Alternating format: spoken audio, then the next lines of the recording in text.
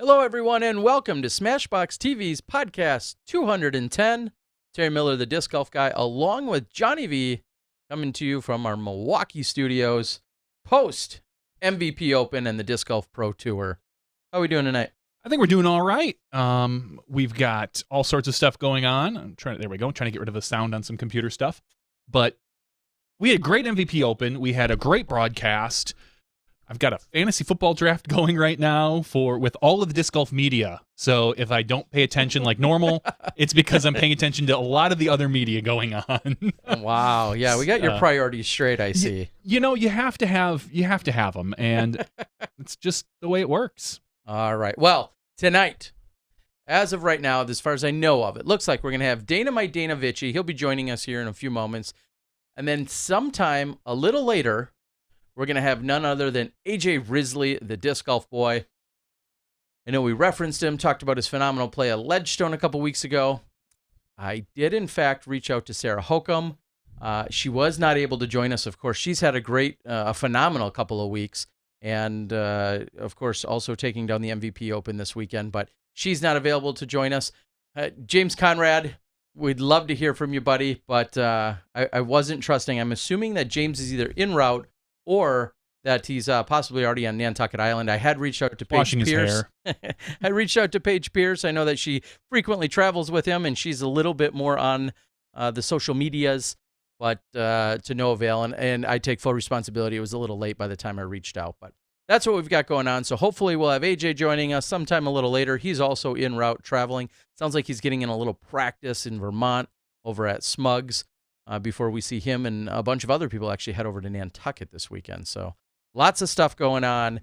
Crazy weekend. As you said, MVP Open just wrapped up. And I'm going to just quickly start right away and just say Steve Dodge's house, or old house, or I think it's still his house, was completely inundated and flooded with disc golfers.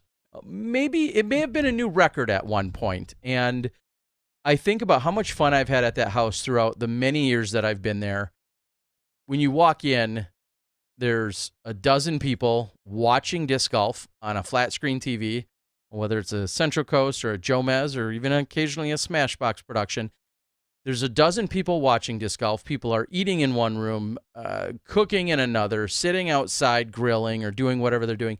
It's 24/7 organized chaos over at that house. And then you occasionally will see an additional superstar that may traipse through. You have Kevin Jones. You might have a Nate Sexton, a Sarah Hokum doing her laundry or washing her dishes. Showers of people in and out. I saw Double G and Jessica Weiss roll through there, and it's kind of just this revolving door. And you were at the house that we stayed at a while ago. Yeah. I remember last time I was there, I slept on the balcony in a corner, I think next to like a Papazon chair or something. Mm-hmm. Like you literally find a corner, you get a blanket and a pillow, and you crash. And that's how that place has been in the past. Well, or in my case, I blew up an air mattress. My cameraman, Chad, had the queen bed next to me, and I took the air mattress for the weekend, and everybody's crammed in there. You're more often than not, you're kind of just peeking around one of the corners, looking to see if the bathroom door is open or not, because then you're trying to run in there, jump in, get a lukewarm or possibly a completely cold shower, and then jump back out so someone else can get in there. It's completely crazy. So Jeremy Stewart's out on the board. He was the other shout-out that I was going to give quickly. He was blessed. He says, as he says here, it's different being a dad now. He was blessed just recently with a child. I know he sent me a few details. I was going to try and read them for him. He says he apologizes for not being here last week as his wife, Lonnie, was in labor last Tuesday night and delivered our beautiful daughter, Autumn Rain Stewart, on Wednesday, August 22nd at 10:38 p.m. Here is our beautiful daughter who is currently in the NICU. So, yes, congratulations to you guys. I hope everything goes well for you guys. We appreciate your support as a Smashy, and great to know we've got another little Smashy out there. For sure. Love the babies. I mean, if you want to put your baby to sleep, just right in front of one of our podcasts. 4 hours of this. 4 straight hours. That's a guaranteed 4 hours of sleep, which Exactly. is asking a lot for some infants. So, all right, guys, we appreciate it. Thank you, guys. And we'll, of course, talk more about MVP Open and some other things going on around the country once we get Dynamite. Do we know if he's ready to go? If He is ready. He's out there. He's sitting in there. I trust he's got great light, amazing enthusiasm, and probably all gussied up for us. Let's bring him onto the show. Dynamite, Dana Vici. Yeah, buddy. What's up, boys? How you doing? Doing good. I'm doing good. Johnny, how's that draft going, fella? It's really hard to do. Like a regular draft would be fine. We're doing an auction draft, so you kind of have to pay attention to what people are bidding. It would be way easier if I just heard a beep beep, my turn, and then I pick some random dude. But it's a little bit more intense than. But that's okay because I've got good company. I've got you. I've got Terry. Possibly AJ Risley later. Who Picking knows? random dudes on the internet. What kind of night is this for you? Like a normal night. Different. Normal Smashbox night normal for you? Smashbox night for me. Awkward. Yeah. So things are going well. How you doing, buddy? How are you doing? How We did you missed you. enjoy the broadcast?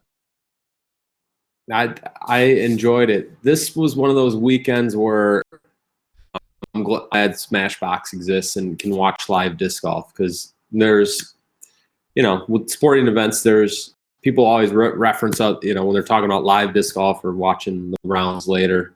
This was a prime example of a weekend why Smashbox is awesome. We were set up with an incredible card, final round, an awesome battle between great golfers. It was just exciting down to the wire. Actually had 2 birthday parties to go to on Sunday. Taylor Samala, good friend and disc golfer, his daughter had a birthday party way up in Chicago, so we went there in the morning, and then we went to our my nephew's two-year-old birthday party back down in New Lenox, and Ashley drove, and I was on the phone watching, and then we got to the party, and I was kind of half in the party, half out watching the coverage, and just all the kids were coming up and watching too. They were excited because they had watched the Pro Tour finals and got used to watching a little bit of Smashbox last year, so they were excited to see, and they were cheering for everyone. So it was a lot of fun. Probably not as much fun as I would have had at Maple Hill if I was there in the flesh, but I was there in spirit. And heck of a show. Nice work, boys. Thank you. And I was. I mean, it was such an exciting final round. It looked like Conrad was going to run away with it, and by about the 14th hole, Terry even said, he's like, all he's got to do is just put this in and it's done. And then you watched him make the only mistake he couldn't make, and that's go in the water on the putt. And you could tell right out of his hand. I was watching it. I wish I would have pulled up the video. He putted differently on that putt than he did every other putt. He kind of lofted it a little bit, tried to play a little safe as opposed to his normal direct putt. And I think that cost him. Like, if you're going to commit, man, you commit to that putt because there's no reason to try to play it halfway. Because if you miss, you're probably going in. If you make it, you make it. And you could tell he gave it a little bit of air under it and then hits the rim, goes in the water. You saw McBeth light up and you were just like, all right, let's go. This is the last 4 holes. This is what we want to see at Maple Hill. Yeah, and I'm glad you mentioned that with that putt because early on you could see he just had that pop really going for him, and he was dead on with it. That was all. He stepped up the hole 1 and had that tester hit. I don't know how many good. I can't even count how many good putts he had hit up to that point. But yeah, he definitely. There's a little bit of fluff in that, and it ended up costing him, but not ultimately. Well, so what I would like to follow that up with is, so that's the observation that you guys have made, and I think I may have even said something as well, but it seemed a little off. The question is, did he intentionally, at the last moment, or at any moment, kind of give it a little less, or was that just kind of a reaction, a hesitation that was almost involuntary? Like, oh God, just don't miss it, or you know, make sure you hit. You know what I mean? Do you think it was like almost an involuntary, I'll say twitch or something at the very last moment, as opposed to okay, when he stepped up, he's like, all right, I'm going to let off this a little bit. Do you know what I mean? Do you understand the difference of what I'm wondering? Yeah, I'd say involuntary. I think it just maybe crept in. You know what? You know, he probably didn't even realize, but just crept in on it, and yeah, it was still a close putt. Just, a bad miss. I think we saw Sexton miss a putt at the water at some point, maybe the day before, and he did it right by doinking it dead center. So it didn't have a chance to really go into the water, but. Nonetheless, got to give it to that was a really good interview. I thought at the end of the event, you know, he said you asked him about that putt, Terry, and he said, you know, that laying up, it didn't get me where I was, so I was just going to keep rolling with it. Is that accurate quote there? Yeah, it was. I said, what were you doing running that? Yeah, he said, I didn't get here laying up, or I didn't get here by not being aggressive, or something to that exact tone. Yeah. And you're right. That was a perfect response, and it made perfect sense. And it's so easy. It's so easy for all of us to second guess it, because the worst possible outcome happened. He hit the basket. Not only did it miss and not drop to the ground, but it missed and then went in the water. So it's super easy for all of us to second guess that when he makes that, and everyone's like, "Wow, you know, he's got ice in his veins, and you know, he deserved it the whole way." I mean, so that's as I said, that's a putt. If you're going to go for it, you almost have to take a second and think, I have to commit to this. Yeah. And I don't know if he did. He went through his normal routine, and like you said, with the water behind, maybe it's an instinct to try to do that when you have to fight that. You have to override that in your brain and say, this is what I'm doing. So, I mean, ultimately, spoiler, didn't matter, because he pinned the next one. Just absolutely pinned it. Yeah, just incredible mental toughness, just to keep on his path. Like we said, made that one mistake and knew that if this is still can be his, he's just going to have to go out there and take it, and he did just that. So very impressive, for sure. It almost felt reminiscent. You know, not to always bring it up, but the Pro Tour Finals, James was shredding. He was beating on everybody, and then down the stretch, you know, caught a bad drive and couldn't get out of the woods. And when he sailed when that putt ended up in the water, I said, "Oh no, is this where the wheels kind of come off?" And for him to come right back and do it, it was unbelievable. It was fun to watch. So in a similar vein, Dana, go ahead. Sorry. Go ahead. I was just going to say, in a similar vein, how crazy, and speaking of wheels coming off, what did you make of Wysocki following up that you know, just ridiculously amazing round, the 46, following up that 46 with, you know, by all of Ricky's accounts, a very lackluster, you know, terrible round by his account the next day? Yeah, I think man, hole 3, it just killed him. For you guys that didn't see it, he hit pretty on 3 and got his upshot into putting range, and then just had this. It was a long putt, missed it, but had just a nasty slow roll, and he took a 5, ended up taking a 5 ultimately.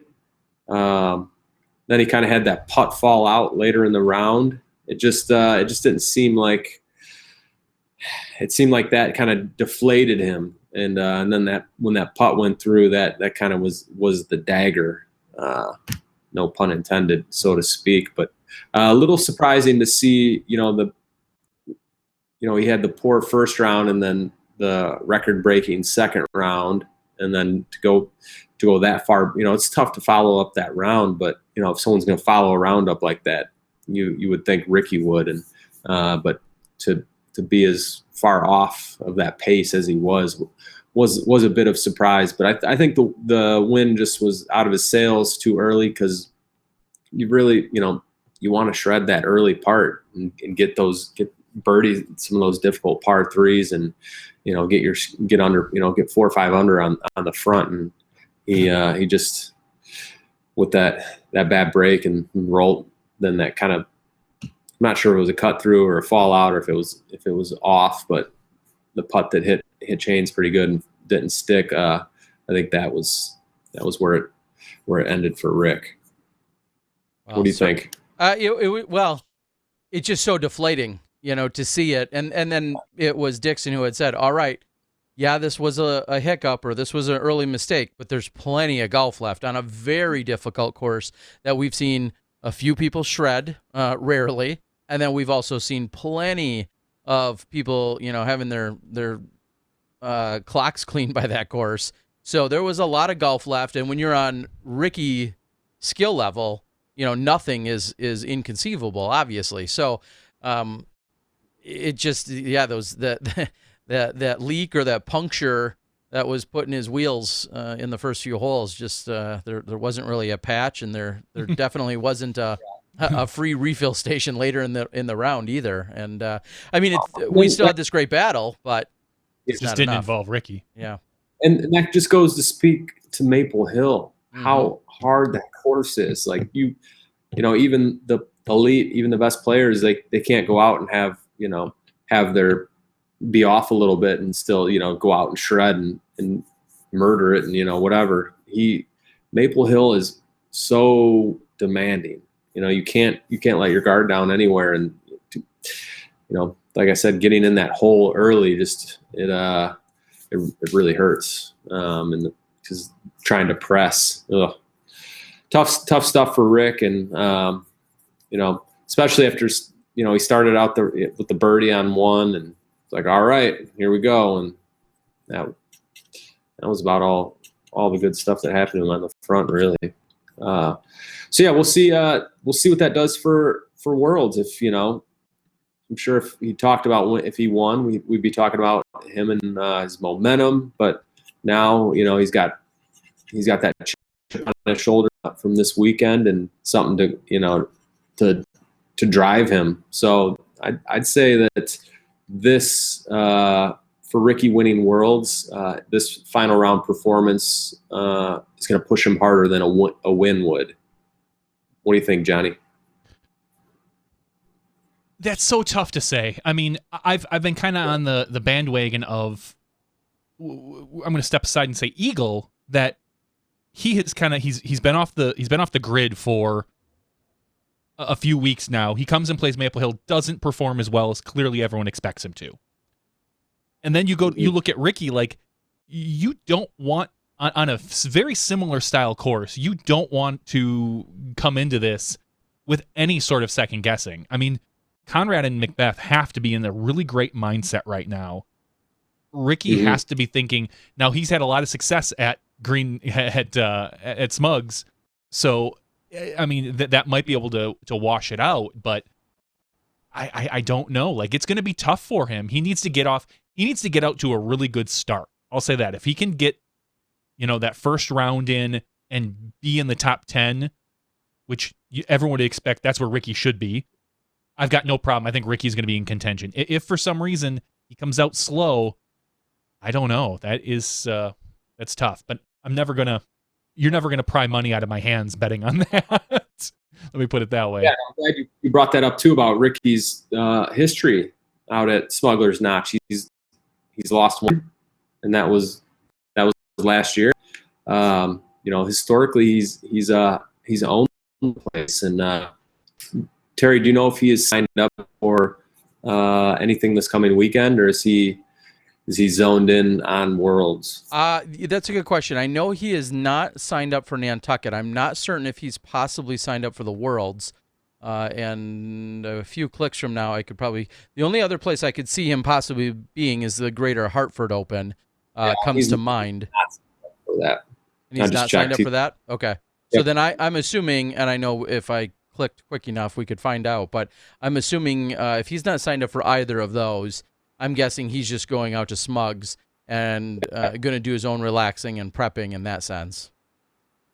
Yeah. And I assume that's where McBeth is en route too as well, if not already up there. I would assume as much as well. I know he also is not signed up or competing over in Nantucket, and if he's not there, then I'm guessing he's not anywhere. Yeah. So. Oh, you broke up. You're breaking up a little bit there, Dana. What's that? I said you broke up just a little bit. Okay. Okay.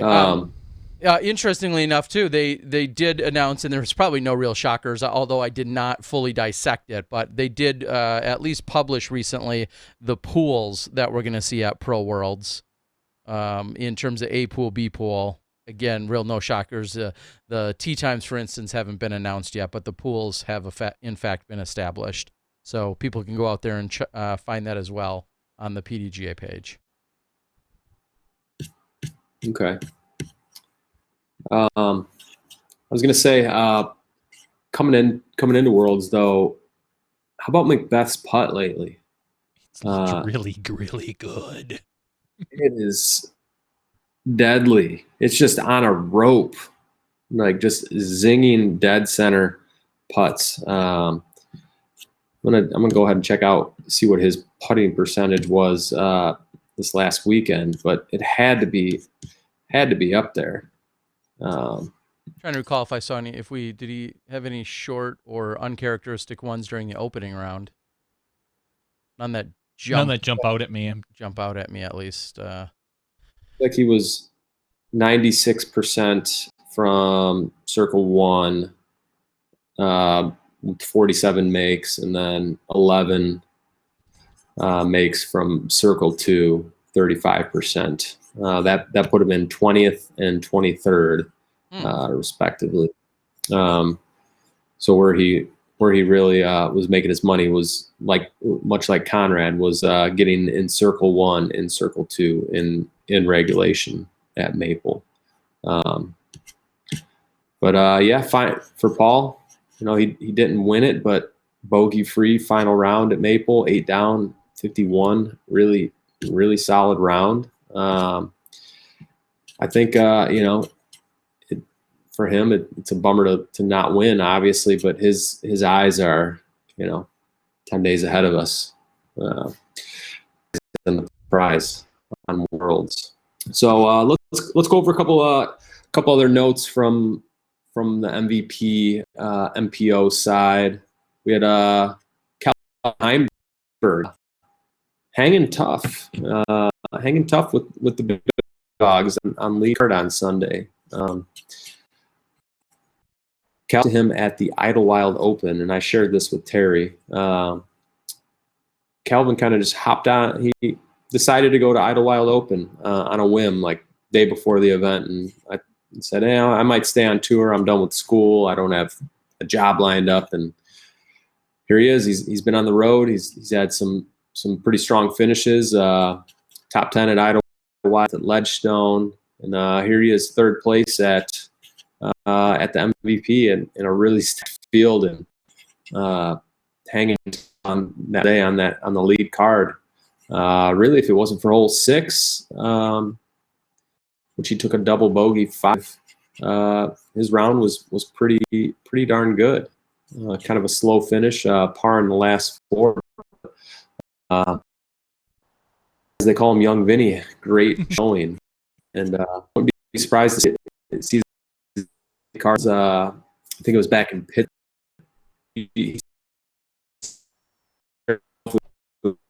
Pittsburgh. Can you recall? Sorry, you're breaking up on us, Dana, and it may or may not be on our end. I'm doing some work here that's been happening since we started, though, so I'm not sure if that would all of a sudden. I don't know if I can really pause it either. No, I think you just have to kill it. I'm gonna kill it, and I'm gonna be mad when it doesn't get better. Ash, are you down here? Are you streaming? Yeah, I saw my stream thing jump up and down. Not streaming. All right, so I'm sorry, you were asking about his performance at Pittsburgh. Is that what you were clarifying? He spent some time on the lead card there at Pittsburgh Worlds. Was it more than, or can you remember that trap of yours? No, honestly, Pittsburgh Worlds. doesn't fully. I think I was trying to poorly compete, so I wasn't actually running around doing a lot of filming at that event. I was I was busy not playing well.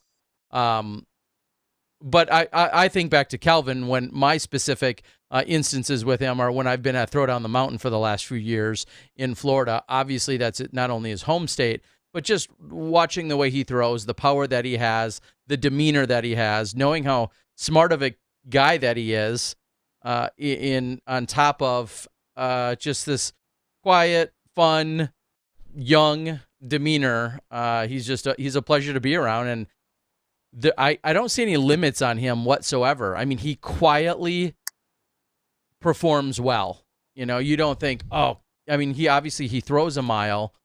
He just has such a quiet tone and demeanor to him that, you feel like, oh, he could just show up and be like, oh, yeah, that's right. Oh, Calvin came in. Yeah, he had a 14 under. And it's like, oh, okay, yeah, I didn't think about that for a second, but there it is, or whatever. Like, he's so sneakily good. And I don't see any limits for him whatsoever in the upcoming years. I mean, I don't know about jobs and travel and what kind of time he'll dedicate to a tour or to the competitive scene, but he's clearly naturally gifted. And, if he takes it even more serious, he's going to be quite the contender. All right. Speaking of contenders, you got to pick one of these two. So right behind Calvin was Grady Shue. Which one or both finish in the top 10 at Worlds? I think you have to go Grady Shue. Over Calvin? Not necessarily. I feel like they have similar games too. I mean, they're both sets, really right? good young players, but I just think in general, Grady has a little bit more experience on tour. I think he's got a little bit more experience being away from home and all the things that go with travel. I just have to put a little bit more money on Grady Shue over Calvin. I mean, it's kind of a coin flip or a coin or a. I think they're gonna both tie for 9th. Wow. Ooh. There's a hot pick. Put that one in the Vegas books. He's had a really strong year.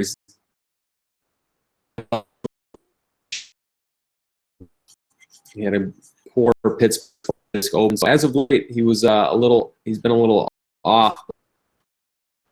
Bounced back in a big way at Vibram. So but that's part of the season. That's part of disc golf, the ebbs and flows and ups and downs. But he's a really consistent year. He's 16 right now. So definitely two names that I will top 10 Worlds. Of course, absolutely no disrespect to Grady Shue, but I think Kelvin Heimberg will edge him out. Maybe Calvin will take 7th. And I don't know. I think Calvin's got it. Ever so slightly. He's taking Grady. Harry's taking Calvin. I like it. Give us something to watch for. Yeah, is there anything else on the MPO side you guys want to touch on? Well, I'll kind of rehashing, but quickly we can jump through it. But what do you make of Eagle, who doesn't play a ton these last few weeks, goes to Maple Hill, real testament of just how challenging the course is, but also it challenges all of your skill sets, both mentally and physically, and having a lackluster performance per his standards, of course. But, I mean, he finished in a tie for 8th, and that's after moving up 11 spots in that final round. He shoots the 7 under to only get him to 13 overall and 9 off the pace. When's the last time you said, oh, yeah, Eagle's not going to win, and he's going to lose 3 strokes or more to the leader on average over 3 rounds? Like, you just would never say that. Like, oh, yeah, Eagle for 3 consecutive rounds is going to average 3 strokes worse than the leader of the tournament. No one would ever call that. Yeah, I mean, if you were going to call it, I'd say MVP would have been the one to call it at, because with him taking the time, he was in Europe for a while, and then afterwards hung out in Europe, and he's been back in Colorado recharging the batteries. He's I think he's only played Maple Hill once or twice before, so he's not really a veteran of the course. Not totally surprised to see him with the slow start and then ramp things up and with the competitive juices flowing. Historically, though, he hasn't done that well in Vermont, but I would assume that he's definitely going to be up there working things out and zoned in for it. Because previously it's, end of the season, like last year, I think, he was trying to do a lot more touring and all that, and it just wasn't working out for him. And Green Mountain was end of the year, and he just didn't have it all. Where this year he's figured out what works for him, going on the road, picking out the events that he wants to play, he likes to play, and then coming home and as I said, charging those batteries. So yeah, definitely, it is, I wouldn't have been surprised to see him win, but in the same breath, I think that this eighth place finish with him getting better every round was more kind of what you could have called was going to happen. So okay, well, we shall see. You just have to be talking about him as obviously either a favorite or one of the top 2 or 3 contenders. And so if we're gonna steal Ricky's term of momentum, he's won like 3 of the NT events, and he exactly like really. I mean, he has to be. But I would say before this particular weekend, for most people, he would be the pick to win Worlds. He's not my pick. I had a hot take with Jamie Thomas a couple days ago, and made a small proclamation. I'm not going to repeat it here, but I think I said, all right. I said I don't think Eagle's going to take top 5 at Worlds. I think Eagle's got crazy talent, and I think he is probably maybe our second most well-rounded player behind Paul as far as skill set goes. We're going to try and have guests on this show again someday. I know. It's as far as skills go, but it's, I don't know. That's fine. If you don't see it, you don't see it. I just don't see it at this wooded course. I think you're going to see a couple more people that are a little bit more known for their technical skills attack the course and probably outscore Eagle. That's just my thought. Yeah, it's you all heard it. You all heard it here. Eagle McMahon, 5th place for Johnny V. That's his call. And in 4th, Cale LaVisca? 4th. No, Cale. That for you? Maybe. Sure. No, I just called it. Okay. I mean, that's not a bad call. The dude has crazy good skills when it comes to throwing a disc, not super far, but really straight. Like Cale can throw far when he needs to, but he is known for throwing any disc he has in his bag about 320 or 350 feet on a dead line and anywhere he wants. If he just needs to clean up his putting, from what I've seen. Ooh, wow, Johnny's going hard tonight. His putting has been pretty darn good. I was a little surprised to see Cale down at 22nd, especially. Yeah. He's had a couple of events over the last few weekends playing Ledgestone and then going up and winning the Cedar Creek Open and doing it in smashing fashion. And I think he won an A-tier 2 right before Ledgestone as well. So he's been on a bit of a streak of playing well.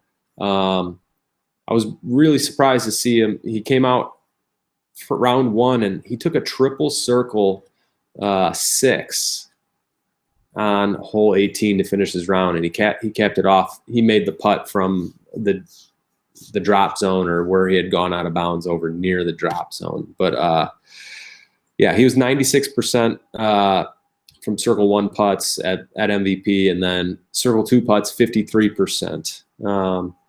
His putting has been on, and I'd say that the Bruce Ridge really sets up well for that straight game, and he can throw as far as he needs to on Fox Run. So Cale is definitely a pick. He's been in some final 9s.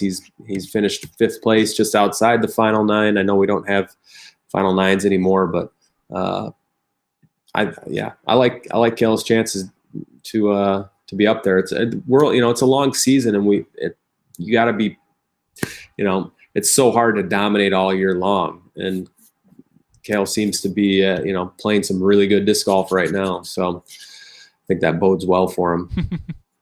All right, enough of postulating about all those dirty, we got a whole nother week for that sweaty next week. men. What did we see at the MVP Open on the women's side, Dynamite?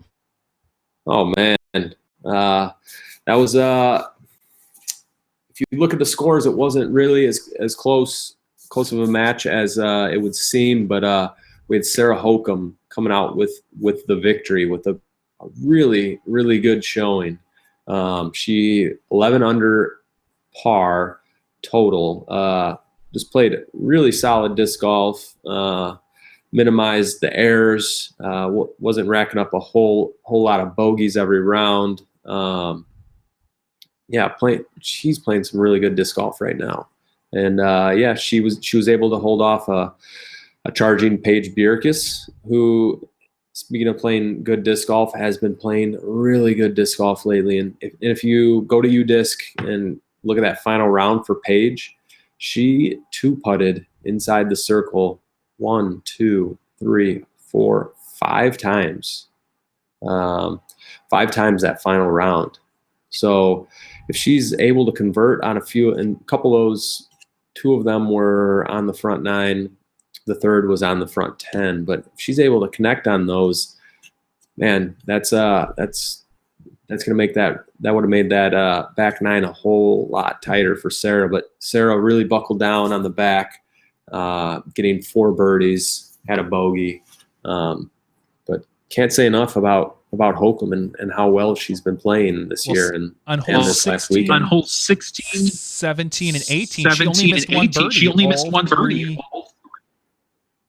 All 3 rounds. Yeah, and I had said that at some point during, I think, the second round. Hole 17 on the final round, I think. Yeah, is if you haven't caught Sarah by hole 16, you're probably not going to, for that exact reason. She got 6 for 6 during the first 2 rounds out of 16, 17, and 18. She went 6 for 6 on those. And then during the final round, she got 16 and 18. So as you just said, she went 8 for 9 to close out the round. So whether those holes set up well for her or if it's a confidence thing or whatever, it doesn't matter what it is. The point is she birdied 8 out of the last 9 holes during all 3 rounds, so to speak, of those 9 opportunities. So she was closing it out, and there wasn't going to be a way to catch her unless you caught her sometime before that. I felt as almost even when I said that on Tuesday, or I'm sorry, on the second day, I felt even mildly insightful. It was a smart thing to say for once. Yeah, I try. So Sarah Hokum only had, I think, 6 or 7 over par strokes. I think she had like 6 bogeys and 1 double on the weekend, or 5 bogeys and 1 double. To get through 54 holes of Maple Hill with that little damage is very impressive, especially when you're closing out your final round, for instance, which is that single bogey on hole number 12. Again, if you're not making mistakes, somebody's got to play really well to come get you, and nobody was able to do that. She just kept doing what she was doing. So we can maybe postulate now about the FPO side. Everybody picked Paige Pierce early in the season. She was on a tear. Is the smart money on Sarah Hokum at this moment? I mean, I could never bring myself to bet against Paige, but the way things have been going lately, Hokum has to be the smart money. Yeah, I mean, Sarah is just, as I said, she's had a really great year in the second half of the season. Where Paige, it would have been thinking back 3 months ago to say that, she's not that hands-on favorite to win Worlds. I think it's FPO side is going to be exciting. I think that's going to be a really close race between 3 or 4 women, and definitely Paige and Sarah are going to be on the tops. Sarah, first in scramble rate at the MVP. That's really going to come into play, playing in the woods at Brewster. But she's putting herself in position to score. Circle 1, 43% of the time in regulation, 63% of the time in regulation. So she's throwing the disc really well and then putting well too, 88% inside circle 1. Got to hand it to Sarah. I think this is her second year on this current putting style. She kind of revamped it, a winner a few years back, and it's really rounding into shape.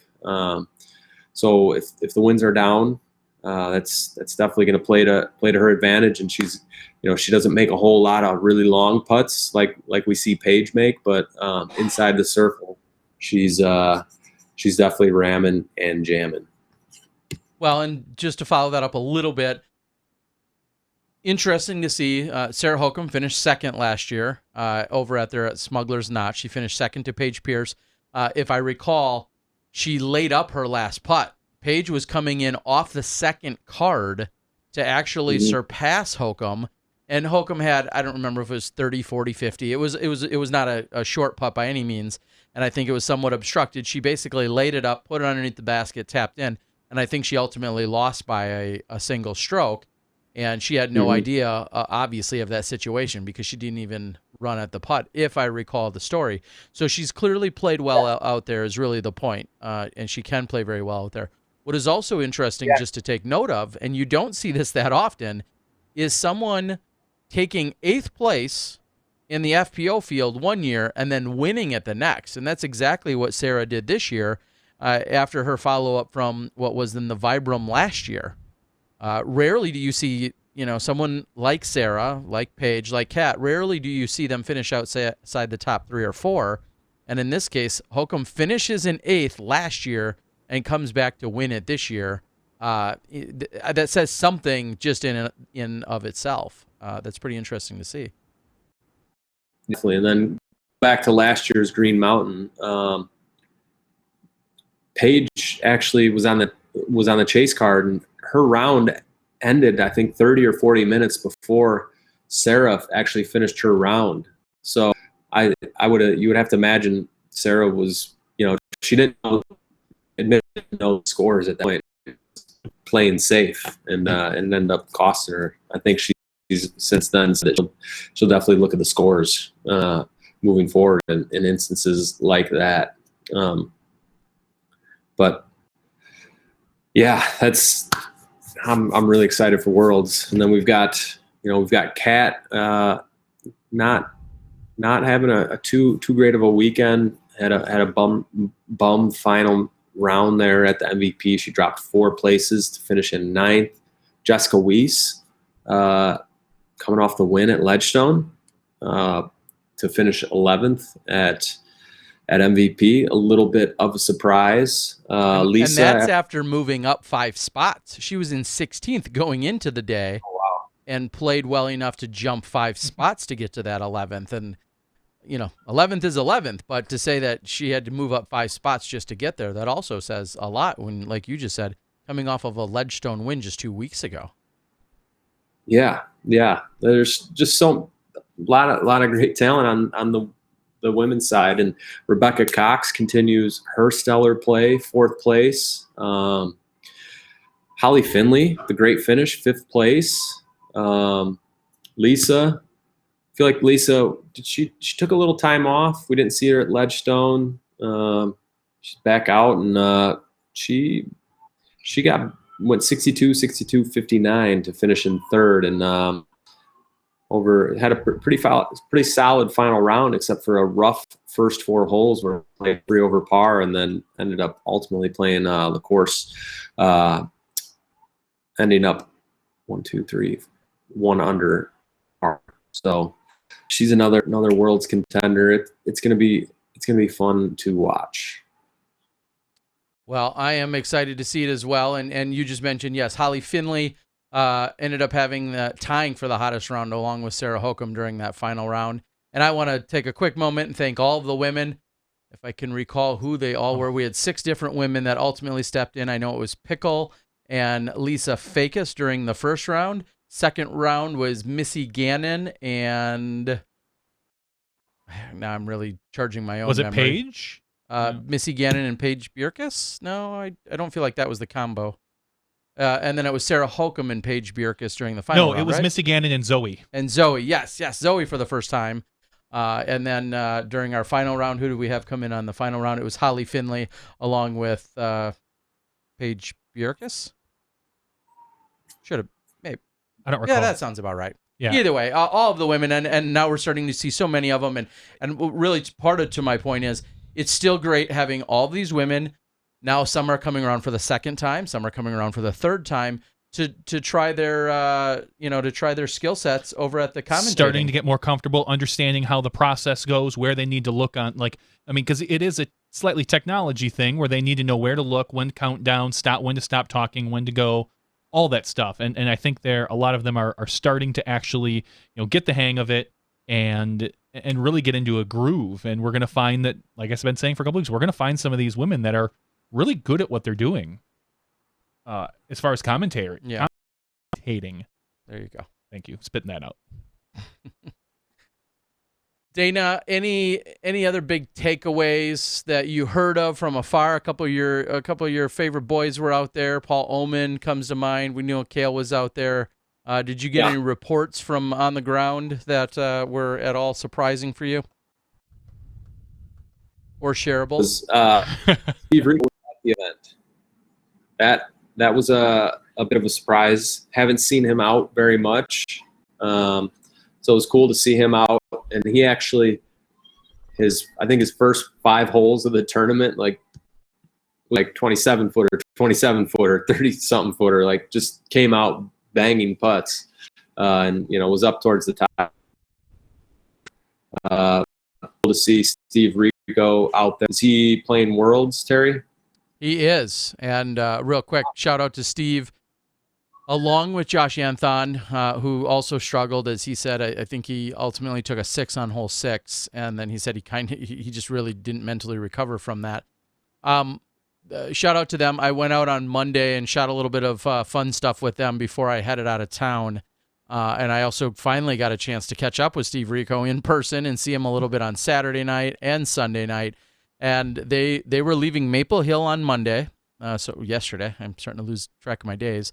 They were leaving Maple Hill. They were driving straight to Vermont. And then as Josh said, he's like, yep, just training every day. He's like, I think he said we have a hotel for the next 13 nights.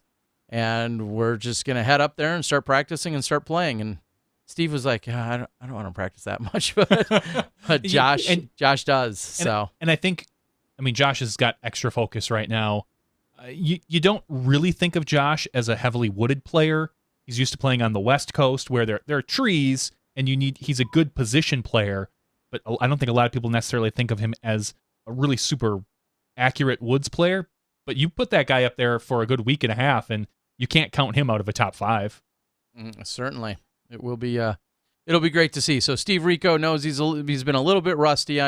He's getting back into it, being on the tour, and I know from our conversations he really struggles with knowing not only his ultimately his concrete business with his family concrete business is going on back home that he's not physically at, but then also, of course, the disc golf business and legacy, and those weigh on his mind. Those are a lot of things that are going on back home where there's very small crew of people that are carrying that load as he's out, trying to perform and play at the highest level. And he's, for a couple of years now, has been significantly conflicted with that. And, they always encourage him to go out and play and help push and be that face of legacy discs, the great player and the superstar that he is. But then he turns around and says, oh, man, some plastics are coming in, or this needs to get shipped, or I need to be invoicing customers. So he's really, pulled in a lot of different directions. And we've seen a little bit of his game slip because of that. And he readily admits that. So, but it's good to know that even though his game's slipping, he's still a contender everywhere he goes. So that just speaks of how good he really is. Yeah. And for those interested, he was 94% inside of Circle 1. Of course he was. 21% from Circle 2. Rico's one of the best inside the circle putters to play the game. Or was that 90? Yeah. So he made 51 inside the circle and 11 outside the circle. So yeah, that was one of the big things. That it was cool to see Barry Schultz, although he didn't ultimately perform all that well, but good to see him back at Maple. He's won that event in the past, and he's also going to be going up to play Worlds. So cool to see that. Barry, he had the strong finish at Masters Worlds, and then he actually. Did you guys know that after Masters Worlds finished Saturday, so he played all week in the heat in Kansas City. He went Sunday and played in Indianapolis or outside of Indianapolis in a one-day B tier and beat Paul Oman in a playoff for $1,000. Really? So I did not know that. Barry, what a badass. Pardon my language. To go play Worlds, Kansas City, hilly courses, heat. Playing the finals, the final 9, and then go the next day to drive to Indianapolis and take down a B tier in a holes. Pretty. Yeah, so those were a couple things that jumped out at me. Scrolling through the results to see if there was anything else. That alone is a 7-hour drive, Jeez. which is just funny and incredible to me. So he left Kansas City no later than 5 p.m., roughly when awards were going on. He was there all the way to the very end of the awards, to the awards went off. So we'll call that roughly 5 p.m. Had at least a 7-hour and 15-minute drive. Barry's not a speed demon out there. In fact, he's driving around in an RV, so he's even a little bit slower at the time. And arguably rolled in there, lost an hour in the time zone to get over to Indianapolis. So rolled in at about at least 2 a.m. to then get up and whoop up on that young gun Paul Oman. Wow. I think badass is an understatement. Yeah. Paul shredded that first round, and Barry caught him pretty quick. I think Paul said on that second round, and then they kind of hung tight, and then it was off to a playoff. I can't remember exactly how it finished up, but it's like, man, what this guy. Yeah, that's truly incredible. Yes, you're exactly right. I did not know that he did that, so that is awesome to see. Well, not. And he won $1,000, almost as much as he won at Worlds. So little spending money or gas money since he's rolling in the RV, but it'll be fun to see what Barry can do at Worlds. He's obviously known as a heck of a woods golfer, but he still has that sneaky golf distance, which comes in handy on the Fox Run course. So if he can keep it in the ropes on Fox Run, we'll see Barry up there sniffing the top 10, maybe inside of it. And I'll follow that up real quickly, and then maybe we'll start wrapping it up with you, Dana. But that's a great example of someone who has, in my opinion, with his precision and obviously his experience, he has no disadvantage at those two courses whatsoever by not throwing, the extra 75 or 100 feet that some of the younger guns do.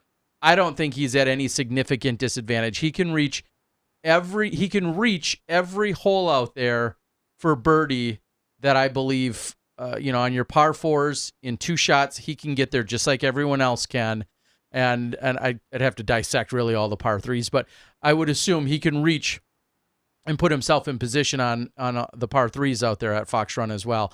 He is a great sleeper pick if somebody was thinking about maybe a different or a unique name that you don't normally see competing out there in open on the large scale, on the big stage. I love that we're calling sleeper picks like 10, 25 rated players. I know what you're saying completely. He's someone you tend to overlook a lot because he doesn't play in the open field as much. It's just, it makes me chuckle inside. And you're like, oh yeah, like probably the 20th highest rated player in the world is a sleeper pick. Well, oh yeah, top 10 player of all time, top 5 player of all time, sleeper pick. But yeah, he definitely has all the tools to do well there at Smuggler's Notch. So awesome, buddy. What else? Anything else from around the country you want to quickly recap? Nah, nothing. It's all about the Pro Tour, the MVP Pro Tour this last weekend. But I've got Lucy is sick. She came home from daycare with a high fever, 103 plus. She's crying right now. So I'm going to formulate the plan with Ash for tonight and hopefully get some sleep. So I'm gonna bow out of here. You guys can chit chat about those other events if you want, though. All righty, buddy. Well, of course, we appreciate all your insights. We missed you at MVP, but we're really, really glad that we were a solution for you while you were back home, and hopefully we'll run into you again here soon. Sounds good, Terry. Johnny, good luck with that draft. Smashies. See you next time. All right. Good Thanks, night, Dynamite. Dana Vici giving us some insights. A previous Vibram Open Spirit Award winner, Dynamite, that is. This year, quick side note or trivia question to store for later. Your Spirit Award winner from the Disc Golf Pro Tour player side went, in fact, to Zoe Andyke. So she was blessed with a tag/keychain memento of sorts, giving her the Spirit Award at this event, which was awesome to see. Of course, very, very well deserved. Oh yeah, she is a very positive, bright shining star in our sport. All right, Johnny, was there anything else that that we need to recap that we saw from around the country that stuck out at you?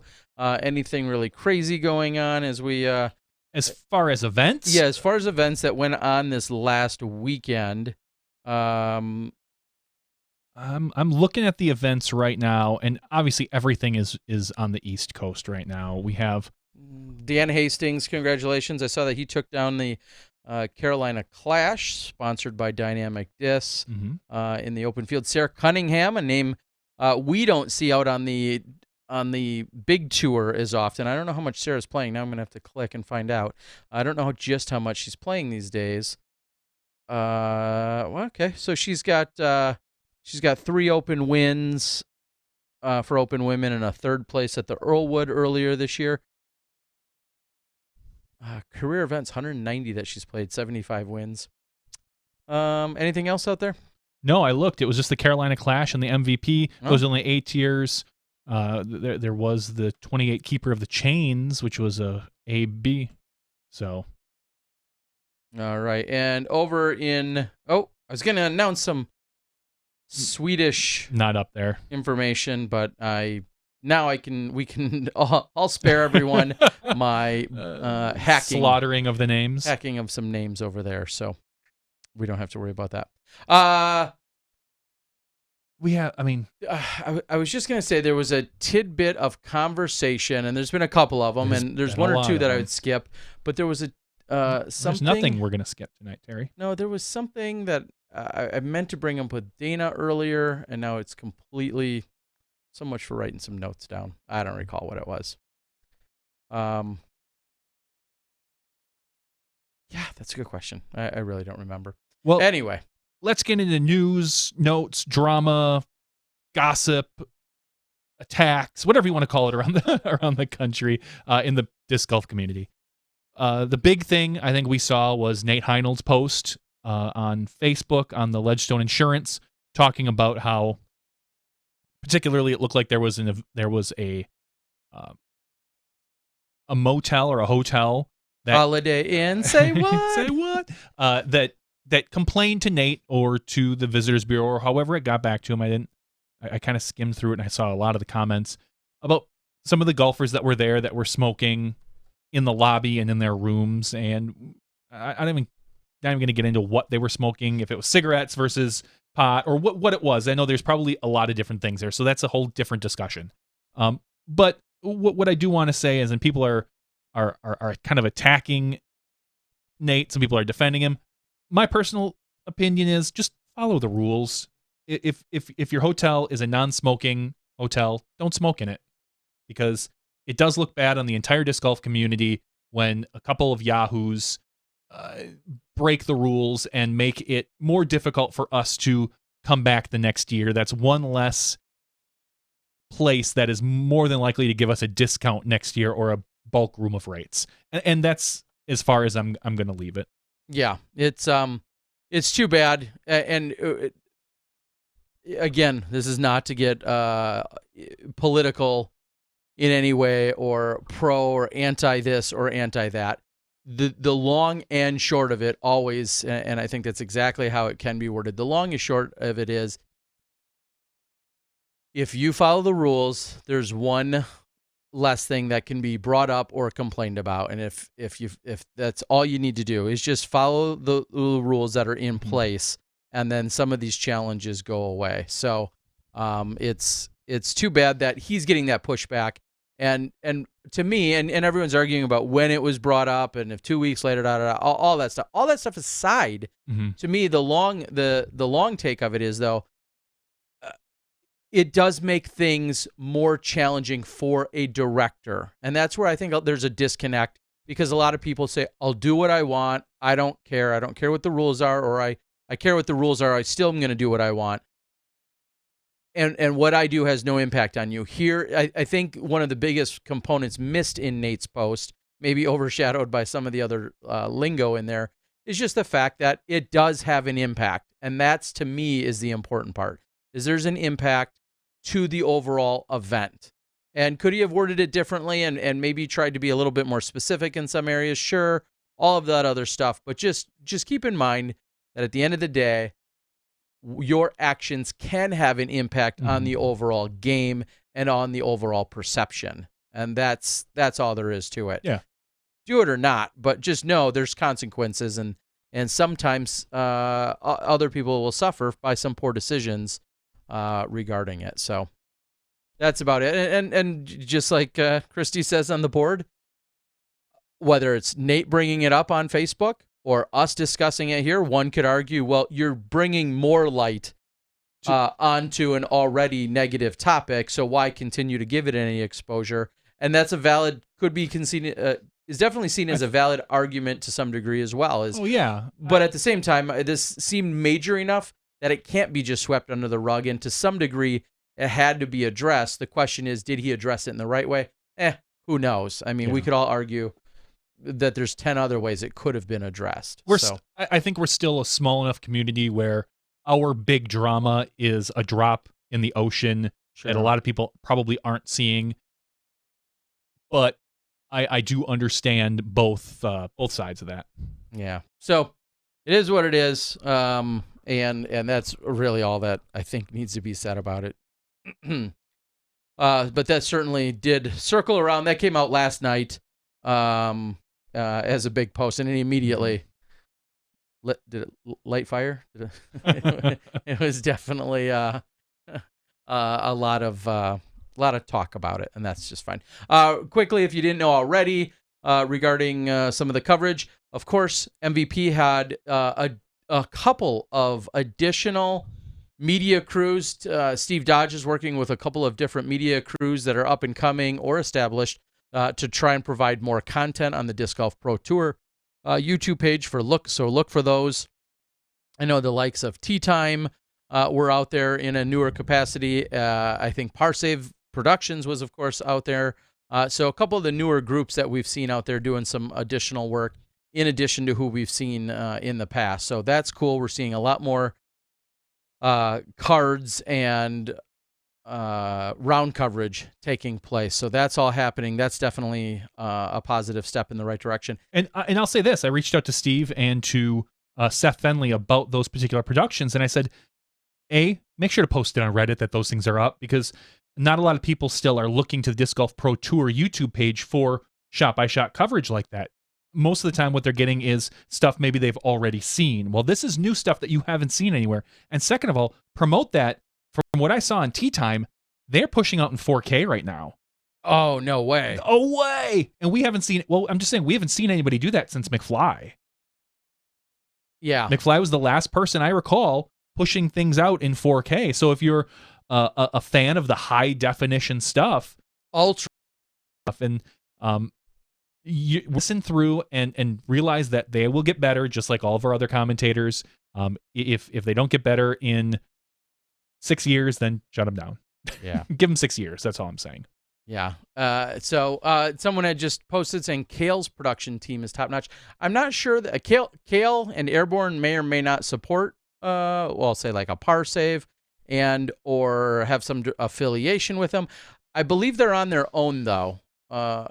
But maybe I'm wrong, or maybe you're referring to someone else. Parsave happens to be from Minnesota, which then immediately has a direct or indirect tie to Kale. Believe it or not everyone in Minnesota knows one another, although they all act like it because everybody's so nice. Minnesota nice, they exactly. say. But it is not. I don't think that is in any official capacity Kale's production team, although Parsave is awesome, just like Kale is. Yes. Yeah, Terry doesn't even push things out in 4K. That is right. I could. All of us could. Jomez, Central Coast, myself, we all could be pushing out in 4K. That's not the live stuff. We certainly could be, and all of us are making a distinct effort not to. So for what that's worth to you, that will that adds a lot of I'll say essentially render time, upload time, and ultimately just delay. So because they turn into be huge files and things like that that take a long time, which is why it's unique right now, because most of our guys that are doing overnight production can't do that. Yeah, like it's not. They would be still uploading from their upload speeds from the final day. So it is a different and unique perspective. So please go ahead and get out there and just take a look at it. And as asked on the board, if Kale is a part of Parsave or not, he thought they were, or she thought they were. I could be dead wrong. I just don't believe that he is. I think he is part of, he's from that region. Maybe Jordan Castro, who's on the board, could clarify, but I think he just happens to be from that region as well, and he's probably I know he's done some commentary with them and such, but not necessarily directly tied in in that capacity. I do want to make a quick plug, and this may be too late for some or not. The highly anticipated, super exciting Silver Cup footage is in the queue, and I would give it 24 hours or less at this point. All 3 rounds, I believe, will be released all at once, assuming all the internets work for us. All 3 rounds. Now, again, they were all put together a month ago. We've just had challenges getting a couple of top pro commentators. We had to align with their schedules. So although there was a few nasty comments written to me a few weeks ago, we discussed, none of this was of my lack of trying or laziness, as some accused me of. But as of yesterday, the commentary was completed, and therefore after an alignment and a re-render and an upload, I think you're going to see all 6 of those videos. So please go out. Of course, it's later than we wished it would have been, but please go out. Make sure you watch the Silver Cup that takes place here in Wisconsin, where Johnny and I are from. 2 really good courses. It has one of the highest rated courses in the world featured during round 1, and then another really good course during round 2. The likes of Kale, Kevin Jones, Adam Hammis, lots of good players. Barry Schultz's nephew, Andrew Schultz. So a lot of good players. James Conrad, Peter McBride, Nate Perkins, all featured. Please go out and watch it. You're going to see that release all on my channel, I believe, tomorrow night. So please go out and watch it. Give it a little bit of love. So that's where that's at. Oh, and also I'm going to follow that up as somebody's asking me about the Rumble. I had a great conversation both with Kevin Jones and Kale in the last few days. And I said, hey, guys, and Jordan Castro's on the board. I said, hey, guys, I have some footage that just needs some commentary from some top pros. Would any of you guys be interested? And in individual conversations with all of them, they all seemed very interested. Or they're just being nice to my face. One of the Probably. two. So it's good to have a little bit more of a repertoire or a Rolodex of a few more people that I would then reach out to. And again, if we can just get the timing to work out, I think you're going to see some additional rounds from mine that are edited and just sitting there and give you more coverage. So all in the works, people. So another question asked was, and this is kind of a big announcement for me. Jordan Castro spoiled it on the board. Spoiler, Jordan. I think he just asked. It looks as of a few hours ago, it's confirmed. I'm going to Nantucket this weekend, and I have to first regretfully say I'm mad. Is it because you're scared of playing in the same division as me, for fear I may beat you, or for fear that we both may take dead last? No, I'm not worried about that. Yeah, I was actually. It is a little disappointing because this is a weekend that we go up to Northwoods, and one of our favorite courses, one of our favorite weekends. We get there's a cabin up there. There's a bunch of couples. We all kind of hang out, play around a golf. sit by the fire, shoot off the raft, all this other fun stuff. And it's not going to be the same with you not up there and me and my wife up there. Yeah. But I will say I can't begrudge you for going to Nantucket. I just now need to. I've been talking fight for last yourself. Yeah, that too. I've been talking a little smack with our cameraman. As you should be. He'll be up there competing this weekend. So it absolutely saddens my heart. I'll admit this is one of the few tournaments, one of the few courses, one of the few weekends that I truly, just truly and dearly miss more than any. And I had planned for months that I would in fact be going up there, and the opportunity came along with Todd and the Nantucket Open. They have just so many things going on. They have a skins match on Thursday. They have the 2 rounds on Saturday, and they have the Raz round. And it's so much fun, and it's such a special, unique place to be at that, I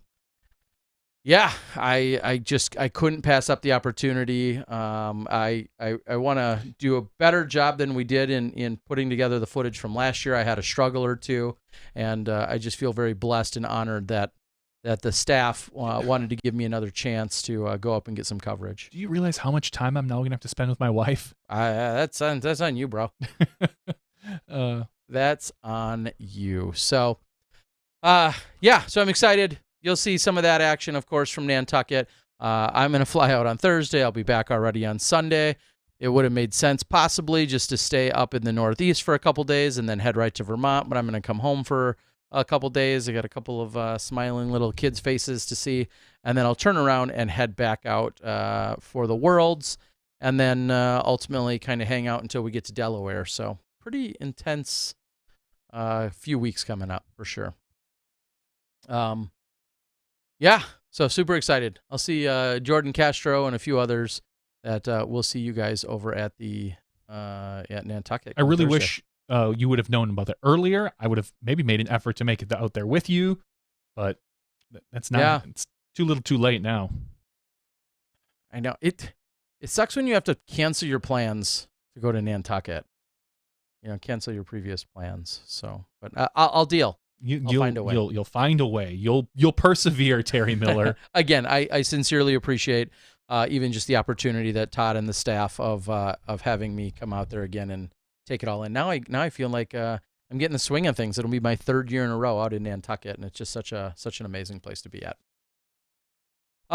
Some other interesting conversation and news. Are we breaking? Are we updating? Are we releasing? Yeah, might as well. Should we talk about Worlds? Yeah, let's talk about Worlds briefly. Let's talk about some Worlds. We've a lot of people keep asking, you're doing live, right? Right, maybe. Maybe, no? yeah. Where? So the initial plan was going to be very similar to kind of what we're doing with the Pro Tour. Film the women, edit it, cut it, play it beforehand, and then go right into the MPO for the first 2 days. And then we were going to do both days, the final day live for both divisions, FPO and MPO.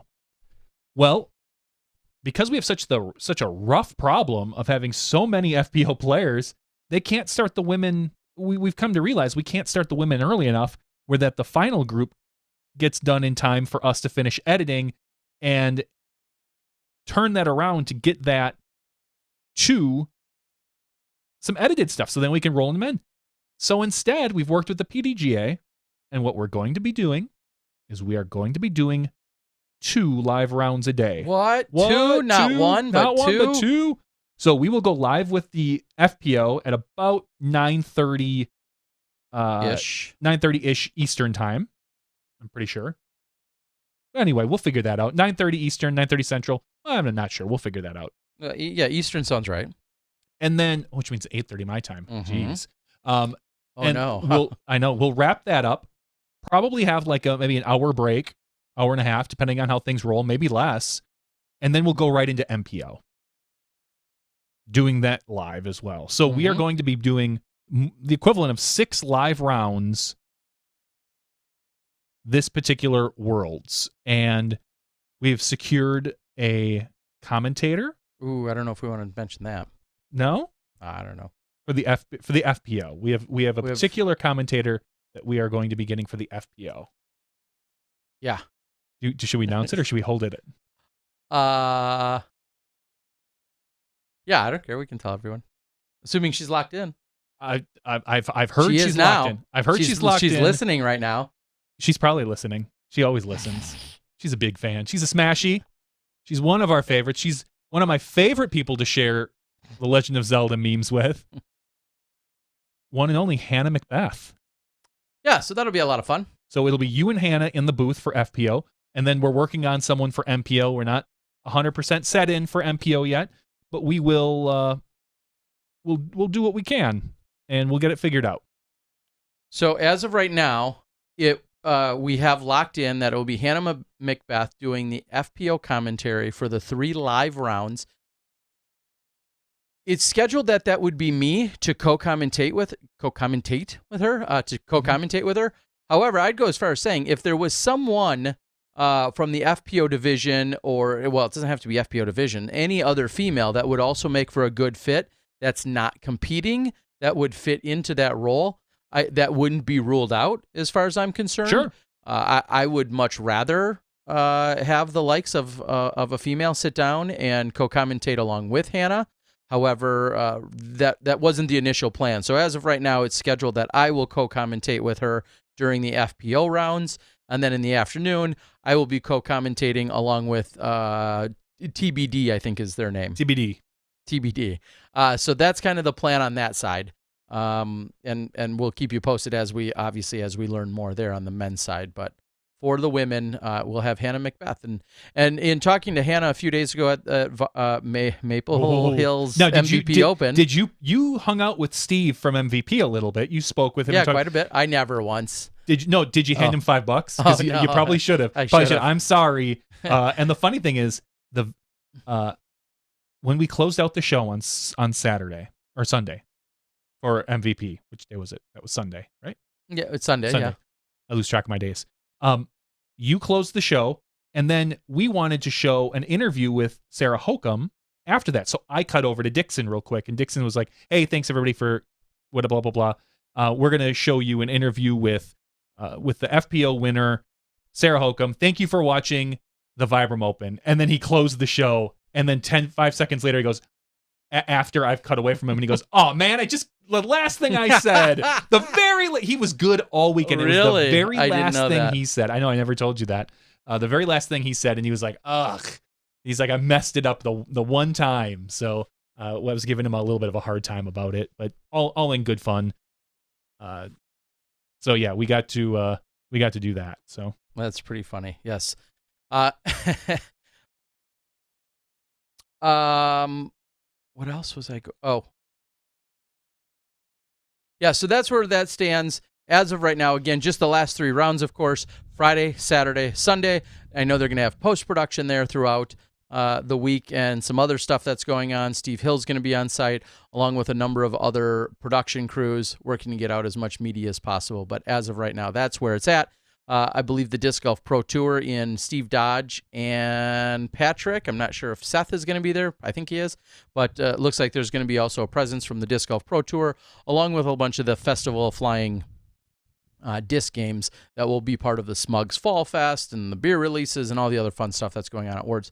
And real quick, just a quick reminder for next week, due to my travel schedule, due to my travel schedule, we will be not hosting the podcast on Tuesday night next week. In fact, I will be in the air on the airplane as the podcast would be going on. I'll be on the airplane heading out to Smugs. So we are planning on giving our new booth a test on Wednesday night. So Wednesday night, and that's going to be actually great because we're no longer going to be just talking about what's going to happen at Worlds. We'll be a full day into Worlds. So hopefully we'll be able to bring in a guest or two, have them on site, and some people that are actually there and have participated that day. So next week, just another reminder, next week, not on Tuesday, but instead on Wednesday is when we'll have our podcast. And that seems to make the most sense for everybody, well, at least for us. So I hope it does for you as well. Matt Pipke had said, I'm surprised we didn't go live for the jump in the pond. That's talked about kind of year in and year out, but it comes after a long award ceremony. and it just kind of feels disjointed. It does, because it can take upwards of 45 minutes to an hour after the event, the last putt drops, before they get in the water. It's not like they kind of all go and just walk over to the pond and jump in. They bring usually the 2 winners into the sap house with all the volunteers. Steve does a very moving, wonderful speech, lets the 2 winners talk. They sign some discs. They go down and do a bigger award ceremony for everybody usually. And then they go to the pond. So it can be a while after. That's always best shared for more of a social media, an Instagram, a Facebook Live type thing. Yeah. And as asked regarding our workflow for this week, and that's an interesting point that's worth touching on there. Cool One had said, will the live be more or less work compared to pre-recorded and edited same day of coverage? Ultimately, they're both a lot of work, of course, both styles. It means that there's a little bit more pressure on the cameramen, because anytime you're out there doing a recording for the women's footage in the morning, yes, they have to capture every shot, but they're also not worried about, if their camera is shaking while they're walking down a fairway. They don't have to worry about any of that in post-production. And then I won't be under a very, very, very tight timeline to take that footage and then to turn that into a 1-hour piece. So in some ways, it's a pro in that it's a little less stressful for the cameramen, and it's way less stressful for me. But then you turn that around and say, yeah, while we're live, you have more stress, but maybe it's a little less brain power for a few less hours. I edit for essentially nonstop 5 straight hours under an incredibly tight window that has no forgiveness, that has no additional room. Whereas now we're going to be live for roughly 3 to 3.5 hours, where I'll have a co-commentator, and so it's similar but different in the workload. It's going to be definitely a little bit more challenging on Johnny V's end, because when it's pre-recorded, he's able to hit a button, let it play through 3 holes, hit a couple more buttons for the commercials, and then let it go back to the recorded holes. That's all I do is hit buttons. That's it. It's not that tough. But when he's live, he has to hit a couple more buttons a couple more times. So, and have a little bit more brain power there as well. So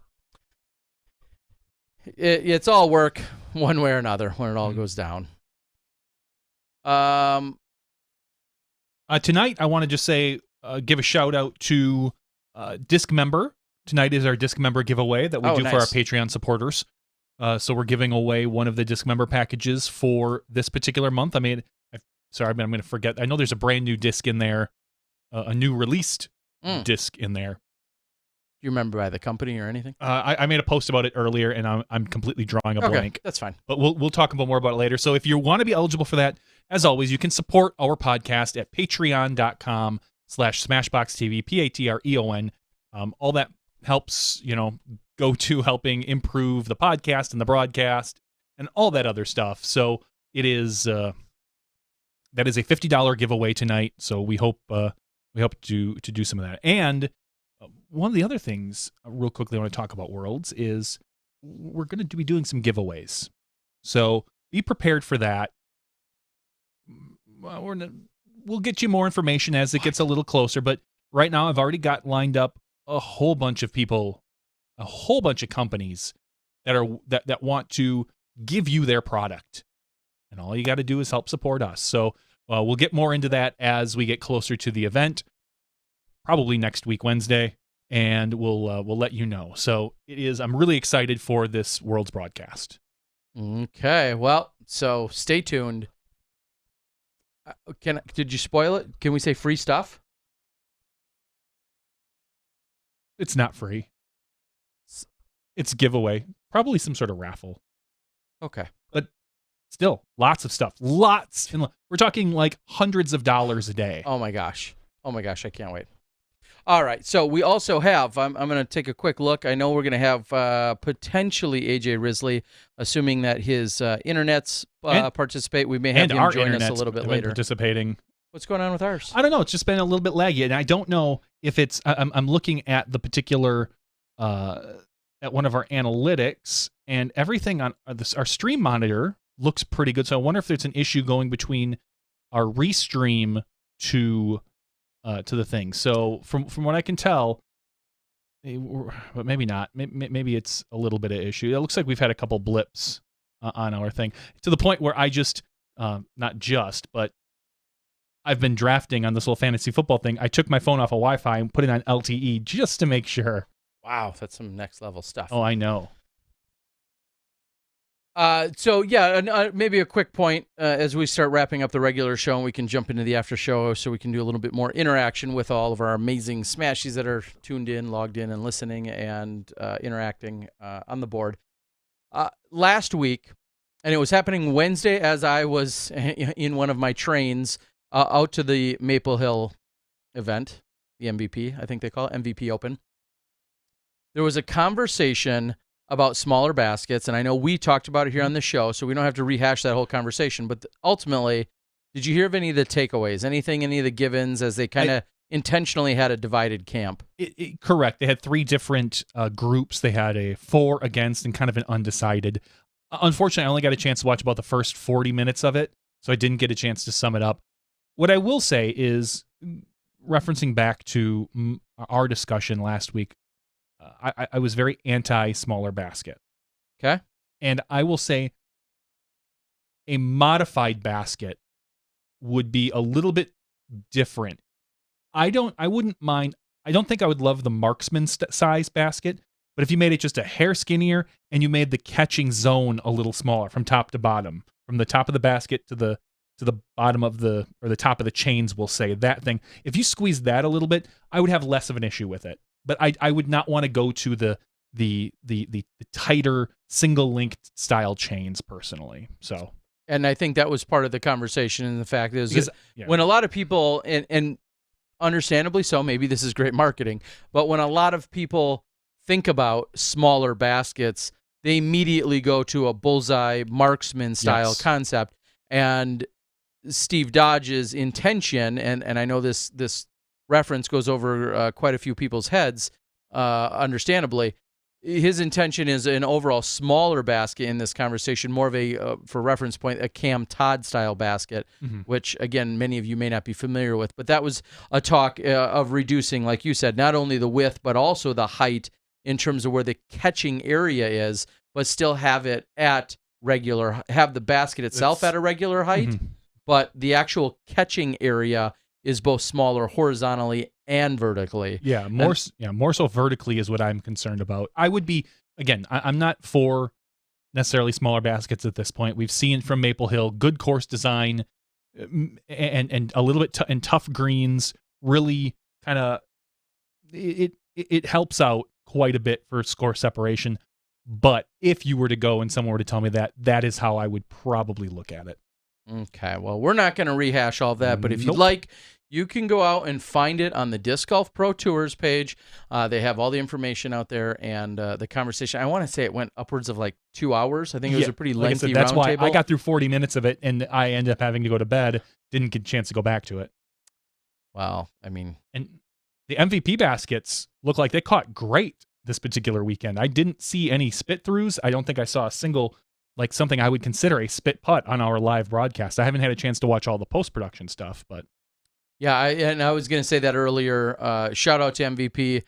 Those are the new baskets that were installed at Maple Hill that people were using this weekend, and they looked great. There was a clarification that they typically do not come with that white band on the top. I believe that white band that was put on the top of those baskets had a little bit to do with visibility and a little bit to do with event marketing, more so than your standard basket that's mounted there.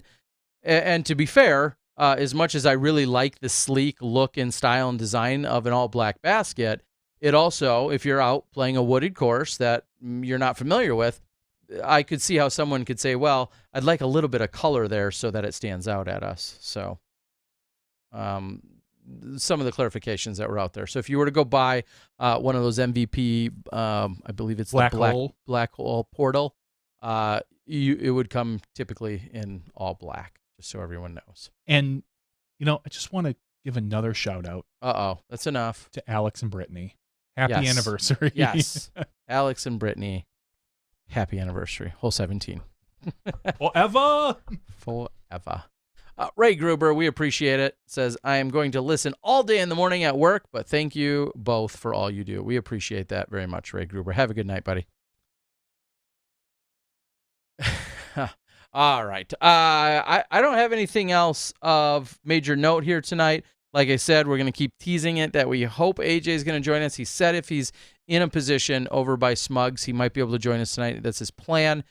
So if we do hear from him, it sounds like we would hear from him during our after show, which will gladly, warmly welcome him. Something I will say, because I like to start rumors, something strange is going on. In the neighborhood? Who are you going to call? I was watching Facebook, and I saw Madison Walker post that, what's the best way to clean a golf bag? Uh-huh. Sounds like a perfectly normal question. Sure. And then like 10 minutes later, exactly word for word, AJ Risley posted, what's the best way to clean a golf bag? And it was just a funny thing. I'm like, did they like fall into a mud pit or something together? And or is there some sort of inside joke that maybe someone stole someone's phone, as we've seen in the past? I don't know, but I'd like to get to the bottom of it. All right. And as noted by the Disc Golf Pro Tour login, I believe that's Seth out there on the social medias, said that there is a new post from the Ledgestone Insurance Open website. Just what we needed. He just said we'd like to make a clarifying comment in response to our post from yesterday. 98% of our competitors obey the rules. We didn't intend to generalize groups of people and compare them to bad actors that caused issues and broke the law at this year's event. I would like to apologize for making that generalization. We welcome all competitors back to next year's event. We only want people to follow the laws, even if they disagree with them, and to be respectful of others and their property. Thanks to everyone for being passionate about disc golf. And I think that is a very well-constructed way to word that. And I'm totally good with that wording. We only want people to follow the laws, even if they disagree with them, and be respectful of others and their property. And that's a pretty good rule to live by, whether you're at a disc golf tournament or not. All righty. I think we're going to call it. It's been a pretty good show. I want to thank Dynamite for giving us some insights. I love that although he's not there, he's familiar with the property. He knows all the players. He knows UDisc. He knows the players. And having his perspective is, I think, really valuable to us. Of course, we like hearing him break down any given event, but when he has a history with the event and then he's able to still consume it all from home, having that pair of eyes that we know and trust to give us some constructed feedback, I'm just a really big fan of it. I'm glad he was able to come in and give us some of his insights and thoughts on the night and the weekend, and see where this is going to lead to both, we'll say, Nantucket and in the Worlds coming right up after it. So for Johnny V and myself, Terry Miller, the Disc Golf Guy, along with our buddy Dynamite, Dana Vici, this has been podcast number 210. We've got some after-show giveaways for all of our amazing Patreon supporters. Well, one of you out of all of our amazing Patreon supporters. So tune in. Make sure you're ready to go. Thank you guys so much for a great week at the MVP Open. Thank you to Steve Dodge. Thank you to the Pro Tour and Seth and Patrick and Danielle and everyone involved, along with the tremendous staff that was actually on site at the event, just really working their butts off the entire weekend. It's the only way that we could make this entire weekend work from our end, as well as from all the competitors and spectators and players.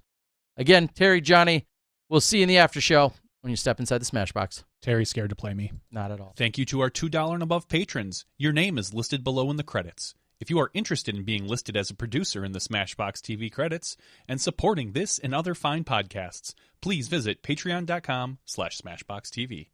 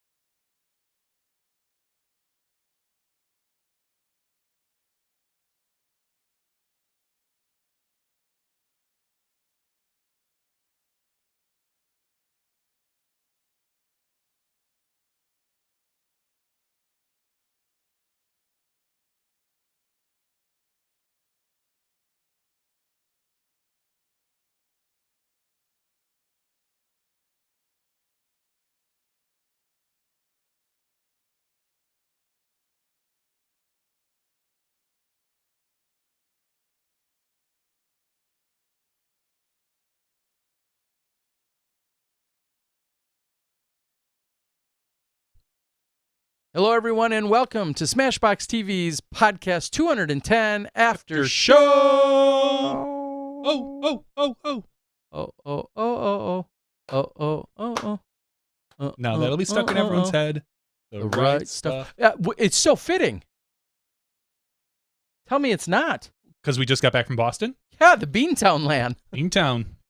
Yeah, like how I picked that up. I knew exactly what you were. It took you a second, but yeah, you No, got I there. knew right where You got there. I mean, come on. If you guys are not fans of Ricky or Donnie or some of the other new kids, I saw, honestly, it was Marky like, Mark. I want to say it was just maybe it was a couple days ago. I saw You went to something their concert. that said their cartoon, that ran from like 90 to 91, debuted, whatever, in 1990. So like 28 years ago or whatever it is. And it was like something on someone's Twitter. So I got a kick out of that. I was like, I never ever watched that, but wow.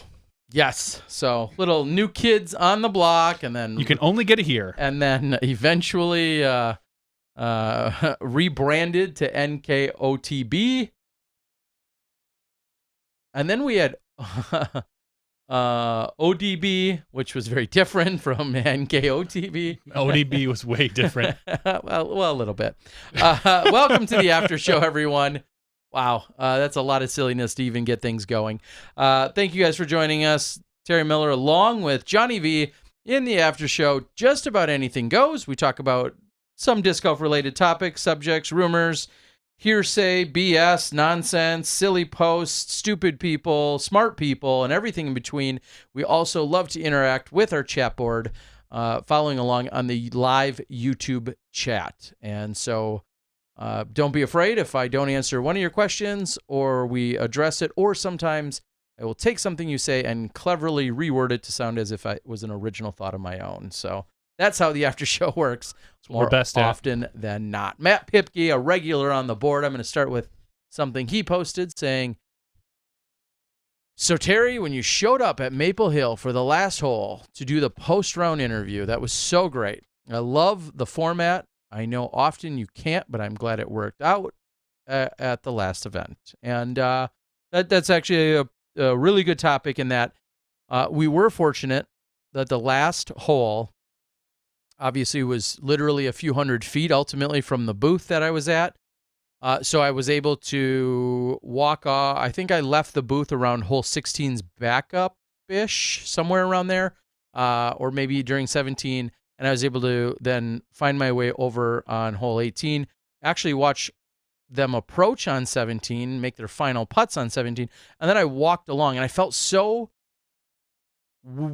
helpless and useless as they were playing 18, only because I'm just walking up the fairway. I took a few pictures, and I maybe did an Instagram or two. But I just walked up that fairway. I didn't have a mic in my hand. I didn't have a camera in my hand other than my phone. And it felt really odd, but it was great because there was still plenty of drama. So I got to experience it, with my own two eyes right in front of me, and to watch the final hole play out. And then, believe it or not, my general rule is, if you guys want a little insight, is I try to think of one good question, one and only one. I'm a simple man. I try to think of a good or a decent opening question. And then pretty much everything after that is completely on the spot or is unscripted. I'm going to try and hopefully play off of whatever they respond with after the first question to then lead into another question or two after that. It was a little awkward only because James had kind of walked away. He, was announced as the winner. He kind of walked away to the scoring tent, but didn't quite do the scoring. And then I think it was Steve Dodge that kind of pushed him or edged him to come back out. And then the gallery was just explosive, which nobody's complaining about. And it was kind of a situation of, am I doing this interview for the viewers at home, or am I doing this interview also so that the crowd in the gallery can see and hear it? And so I'll admit there's a little, I don't think awkwardness is the word. There's just a little uncertainty there because I want the people that are on site to hear and take it all in. But ultimately, I want everyone at home to be fair, we had 5,000 people out on the internets, and we had 1,000 or 500 present, and that's not what it's all about. But that's where it was a little awkward. So you saw me kind of get close to James, and then I backed away, and the crowd erupted, and then I came in on him again and asked him another question, and I didn't have a physical microphone or a wired microphone. We were just using the one off the cameras, and anyway.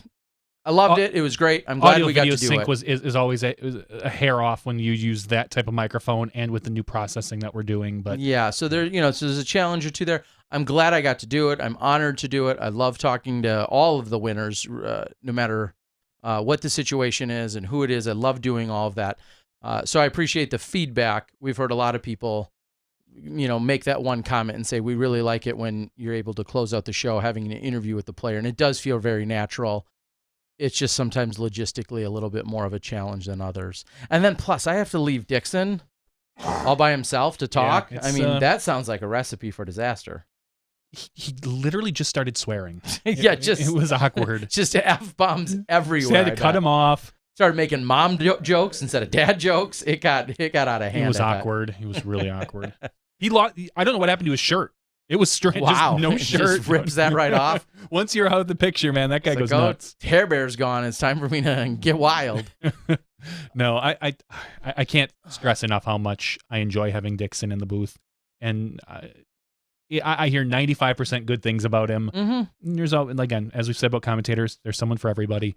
But because he knows the format, I can trust him. He's very well spoken, and he's very knowledgeable about the sport. I really do like having him as a co-commentator. Yes, and I wouldn't want to sit next to him for 3 hours like you, but I mean, I'm just saying about it. Probably gets handsy. He didn't bring me enough M&Ms this time. He was handing out M&Ms to all the FPL players when he gave them, We were treated to some of that. And I want to thank Miles Seaborn along with his buddy Anthony, who ultimately then lent us that space to be able to do that. There were a few compliments of people that said they really liked kind of the scenic background setting there, which was good. Just dumb luck that we had, the positioning to be able to do. And I know Dixon made a little bit of a joke about it on his On the Box podcast Facebook page.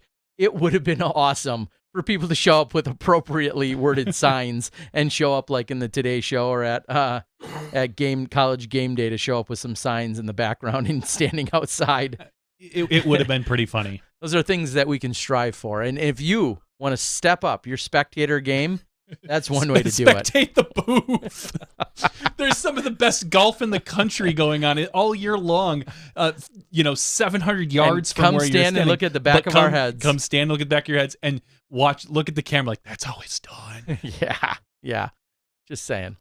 Cool One said, last week's Smashbox chat, I predicted James Conrad would win, and you all laughed at me. No kidding. It hurt. Well, look who's laughing now. You. Cool One. Matt says, Dixon was at Hole One a little before you went live. We were giving him a hard time looking for you. The post-tourney interview is key, Seth says. Could you eventually have an on-course commentary that communicates with the booth? That's a really hard thing to do because of how we buffer the cameras. So the cameras are buffered about 10 seconds now. I think we're down to 8. Trying to keep up with UDisc, and it's updating. And it goes to me, and then I push it to the booth, and then we push it out from there.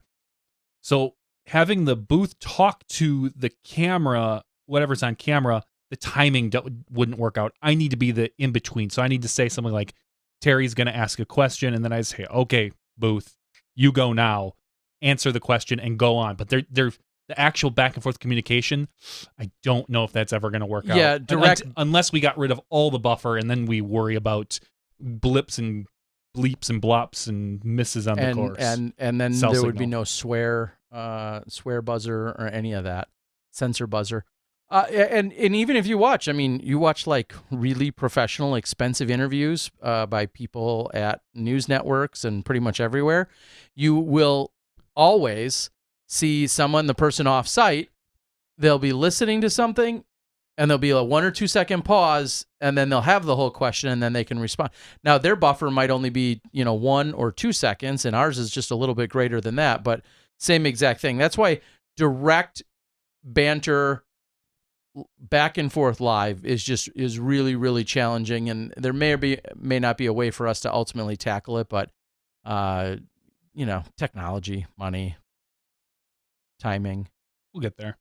it's all tough stuff. But it would be great because I would love to say to someone out on the course, "Hey, Joe reporter, what do you got going on out there?" And they hear us 1 second later, and then they directly reply, and we have a perfectly normal conversation. Right now, our conversations would be far from normal if we were to have them go back and forth. As they normally are.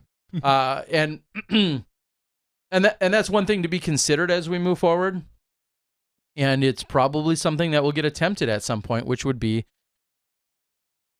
someone in the field more regularly, maybe the entire round, and then we'd have to find that balance of how often we do go to that person, male or female, how often we go to that person for some kind of updates.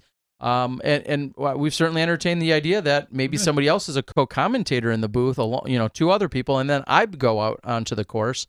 And I certainly have entertained that idea as well, because I do like the idea of being out there, but then just checking in with the booth every so many holes. So all in the works, all things that we can strive to push forward. So we'll see what happens. Regarding the gallery, it was huge. It was wonderful to see. I've never seen a bigger gallery at Maple. Correct. And it's Cool One asks, it was interesting to hear the sounds of the chains hit a little bit different sync. When I would notice that the sync would be off, I would adjust the delay in audio up a half a second. So if it was a half a second, then if it got delayed a little more, it would go to a second. Usually I never had to get above 1 second. And then the video would kind of catch up maybe 5 or 7 minutes later, and you hear it before. So then I'd reset that, and then it would kind of just slowly go off kilter a little bit. And I was trying to keep up with that a little bit better during the final round.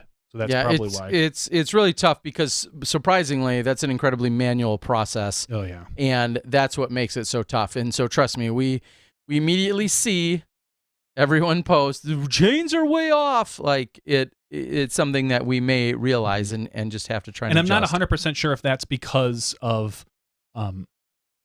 with the new system that we're borrowing from Teradek, it has to run through what's called a transcoder. So it takes the signal and it basically converts it to a different format. And I don't know if it's something in there because we didn't see this a lot with the older one, or if it's something else that we're running into. But I keep tweaking different little settings and trying to find the right one to make it stick, but I haven't found that yet. Smashbox exclusive. Johnny admits to being a tweaker.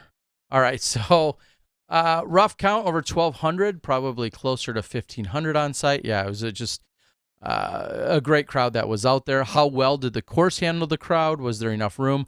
I wasn't out there, obviously, for really the majority of it, but I'm guessing things were pretty jam-packed. And when we saw the crowds and the galleries in the background, it seemed like there were a lot of people, and it's very tough. And we always talk about this is kind of that ongoing conversation that wide open courses can be usually long and boring, but can hold a gallery a little bit better, whereas you want to see people shot shaping and throwing through the woods and being challenged, but galleries and cell phones and cameramen and media all get challenged by that. There is no perfect solution to those problems. I'm excited to find the course somehow that has that perfect balance, and I don't know if we'll ever get there. Team Howell says, I thought you did a good job, JVD, when the commentary when needed. Yep. We had some issues with the booth and not the cell signal, and the internet, where for whatever reason the router would just have to be rebooted, and that would take you down for 3 to 4 minutes. And we noticed it much more in the final day. We saw it once or twice during the regular thing, and at one point it was like I wasn't sure how long it was taking for you to come back. They were on the castle hole. It was really easy because one of my cameramen had wandered away, so he was going on to the next spot. And then I didn't have to worry about switching. I could literally focus on the golf, so I unmuted my channel, and I just did like maybe 20 seconds of commentary, just talking about Paul and shooting from his knee up to the castle and a tough putt.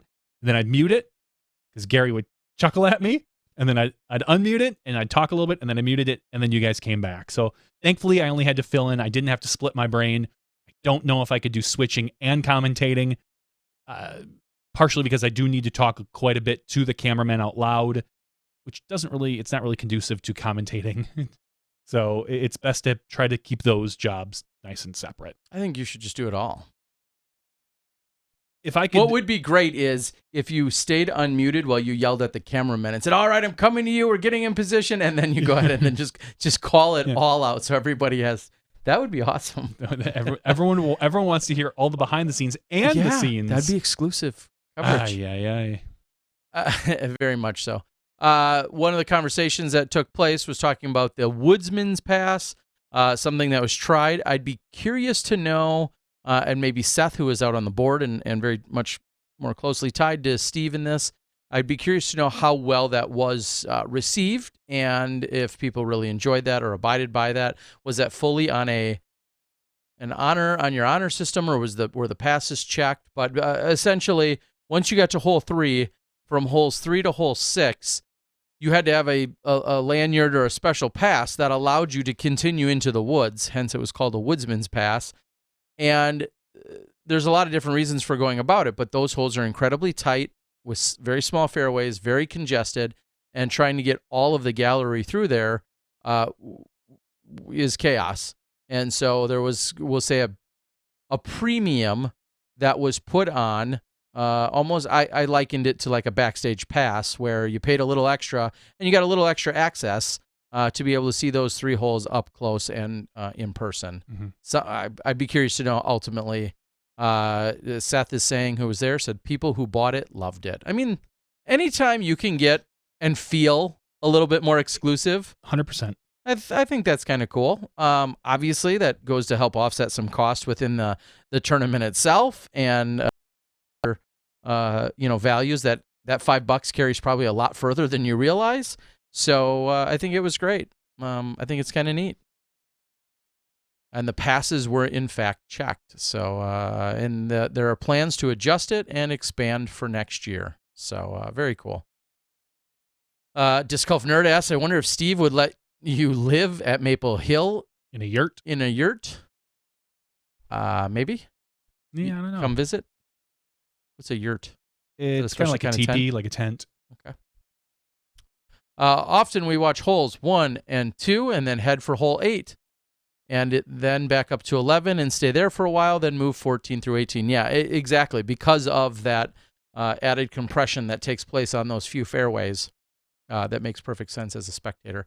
Plus, when you have things like our live stream going, so you could watch it from just about anywhere if you wanted to, and you also have UDisc, like if you really, it's not life and death to just skip ahead a couple holes and go watch a few other groups. It's... You're not doing yourself a huge disservice by doing that unless you're diehard about following somebody for every single hole. Parking was a bit insane, I heard, just because there was just such a record number of people out there, which is awesome. Good problems to have. Alan, we talked about a little earlier that those crews were out there, and also Tea Time and Par Save, which will both be released on the Disc Golf Pro Tour channel. No NYC Productions. No, Productions, I do not believe that. Not this week. He was not here for this one. Yeah, he was at the last one. And then there was a few other bonus shots covered here and there from time to time, but that was the lion's share of what you're going to see. I think we're extremely likely to have a first-time world champ this year. Your thoughts? I think I'd follow it up and ask you to clarify whom, because if you are you referencing the field has not been more open, I think, than we've seen this year, because you're adding a Conrad, an Eagle, a Simon. I mean, all these people have been taking Kevin Jones. Kevin Jones, who hates pars, doesn't. We need to come up with a good nickname, an anti-par nickname for Kevin Jones. I'm not that clever. Okay, me neither. Jeff says I would live under a Christmas tree. Did you catch any wind of this? That and maybe it was all in jest, maybe it wasn't. That some people were getting upset as us referring to those as Christmas trees out there. Did you hear? I did not hear that. I mean, they're pine trees, right? And then they can be used as Christmas trees. Blue spruce. I don't know what kind of trees they are specifically. But apparently, and again, it could have been somebody just trying to be funny, or maybe somebody who's truly worked up, and that's their prerogative. Next year, decorate one, and then you can call them Christmas trees. That's what they are, in fact, cut down and harvested for. It is a Christmas tree farm. So, but anyway, just kind of funny. So let's do some Patreon. Let's do a Patreon giveaway. All I need from you, Terry. So we have, I'm looking right now. I'm going to scroll down, 196 patrons. So thank you to all our patrons. And Jeff Hawkins calling those spruce trees. I'll buy that for $1, Jeff. what's our magic number? Our magic number has to be 3 rounds. We were back to 3 rounds at this event, which felt 3 rounds. like a little bit of a reprieve after It the did. lengthy 4-round Ledgestone event. So 3 rounds All right. felt good. All right, so we'll do between 1 and 196. 1, 2, 3. I need some lightning and thunder. 135. 135. And This is for the disc member package, the $50 giveaway with a disc and a sticker. And how can they become disc member They can go to discmember.com if you would like. For basically, it's $25 a month. The winner is Nikolai Asan. Sounds foreign. I'll find out in a minute. If you would like to be a disc member subscriber, so for $25 a month, you get a package every month that gives you a new disc, at least $50 of the stuff. Sometimes it's a hat, sometimes it's a shirt, sometimes it's a little tchotchkes or whatever, towels, stickers, U-Disc memberships, all this other awesome stuff. If you would like to be a member, go to discmember.com and let them know that Smashbox sent you so that they know, hey, it's really worthwhile to keep this little relationship up with Smashbox. So thanks to everybody who is a patron. I'm going to find out where Nick is from now. Nikolai? Oh, he's from the EU. He's from Oslo. Awesome. So, little Norway action. Little Norway Love it. action. Thank you. Thank you, Nikolai, for being a Smashbox supporter. You mean the world to us. Some value for value, as we like to say here. I think they're getting screwed then. Shh. Yeah. All right. And those who are wondering, and I think this was talked about on our show maybe a year or so ago. I believe if you go out, is it just the weekends that Maple Hill, to play the Maple Hill course, is $20 on the weekends. It might be $10 on the weekdays. Somebody can correct me. He had, I think, essentially doubled their rates a year or so ago. And it was a very conscious effort, he said, and thinking back to Steve Dodge and the crew over there, it was a very conscious effort, saying we're okay if less people come out here. We want the people that do come out here to really enjoy themselves, and if that means at a doubled rate increase at the time, if that means that less people are here, you're able to get through your round, enjoy it a little bit more, and there's again a little more of a premium in being here, and I'm good with that. I mean, and I guess you keep charging until people don't come anymore because they don't see enough value in it, or whatever your reason or your logic is. And some people just losing their minds over the idea of that. Well, I'll also just follow that up and say, A, obviously nobody's forcing you to pay it to go play it in the first place. But B, if you didn't see this weekend or already know, Maple Hill is one of the most fun and challenging courses in the world. And go interview every top player in the world and ask them where Maple Hill ranks in their list of courses. Top 3, top 5, or guaranteed at least in the top 10, if not top 3 or 5. And that's how things like that happen. Like, that's just how it goes. So, real if you quick, get a chance, go check it out. Real quick, the disc member box this month is a Discraft Z Glow Vulture, which is a new disc, the Crystal Zone Mini, the Snapcap Mini, Discraft sticker, the erasable scorecard, a Discraft towel, and a UDisc Pro subscription. So that is a $50 package right there just for $25, or for being a Patreon supporter at any amount. All right. A few other notes that I'm reading as we're getting caught up. Any count on the disc found in the water? Yeah, everybody kind of lost their mind when I said 2,900. I saw Mark later, and I said, did you tell me 2,900? He's like, that's just an estimate, but I just kept pulling him out. Mark's been doing this for years. When he tells me that, I'm just going to go ahead and I mean, he doesn't have a malicious or a vindictive or a scheming bone in his body. Did he maybe overestimate? Sure, maybe. I don't know. He later said it is at least 2,000 minimum. And then by whatever measure he came up with his rough estimate, it's not like he said, I would put money on it. It was 2,907. Like, he didn't get all. You look at the picture of all the discs in the color Sure. coordinate. Just kind of imagine, count out about 50 of those discs in that picture. That pile, I guarantee you had over 1,000 discs in it. No, it didn't have that many. I think it did. Look at that pile, Terry. Okay. Yeah, Well, and now remember, and to speak to your point, though, that pile is forever from revolving. the funny thing is, Because you go up, you grab your disc, you walk off, and then that pile is replenished throughout the entire day. Denise, soon to be McCabe, made a comment.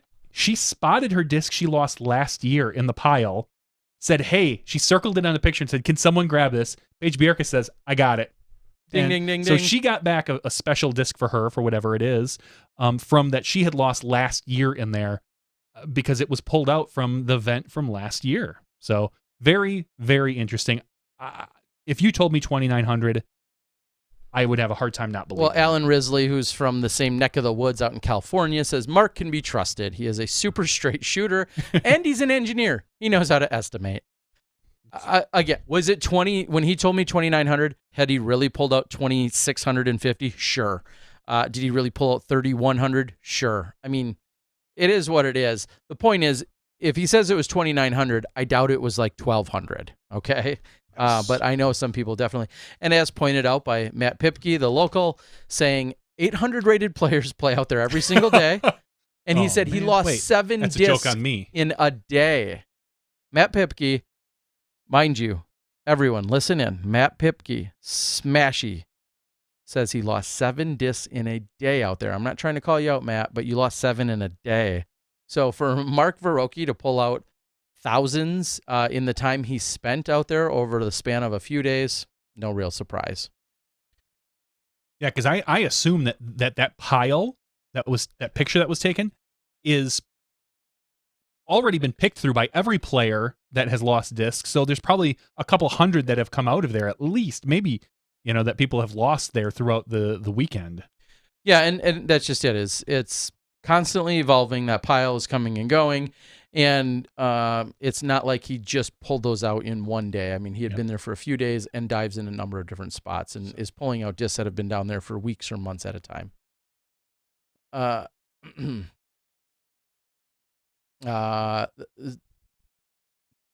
Seth Fenley from the Pro Tour says, I helped him with almost 100 that he pulled out just between 2 cards on hole 8. Wow. So, yeah, lots of good stuff out there. Yeah, I mean, Drain the pond. Why? you find out the whole bottom of the pond is this layered in plastic. Yeah, an extra few inches. Where can you find a pic of the pile? I'm guessing if you go out to it's been on Facebook or Flickr / DGPT. I'm guessing. Yep, there's one pic of the pile right there. Yeah, look at that. I can probably Wow, that's a pretty awesome picture. Here, I could even maybe send it to Johnny's Facebook. Maybe not. I can just pull it up. Smart, and Johnny. Oh my gosh, how do any of us keep up with you? Yeah. So there's a really amazing picture, more than likely taken by Alyssa Van Lannen. Yeah, that's an awesome picture. In itself, and that's just one of many that were taken. Yeah, and this looks like it's later on in the weekend when it's already been scattered through. I mean, you got to figure there's probably 100 discs just in this section right here. And yeah, I guarantee you there's over 1,000, if not close to 1,500 Somebody discs count in this those pile. folks. Yep, we're not leaving the show until you count Each and every one of them. the pile. We need like an AI to do that or something. So just Where's U-Disc when we need them? it's if you haven't been out to Maple Hill, I've only gotten a chance once or twice. I forget now, honestly. But I've been out there, and it's an environment that you will not soon forget. I think I've been out there twice. Cool one asks, can a player just hop in and get their own disc on weekdays? I don't believe so.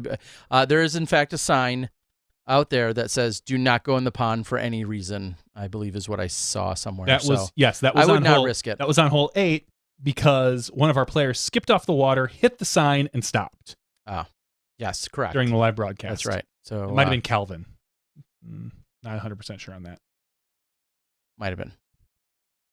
No, it was McBeth? it was on the first day. It was our AM player.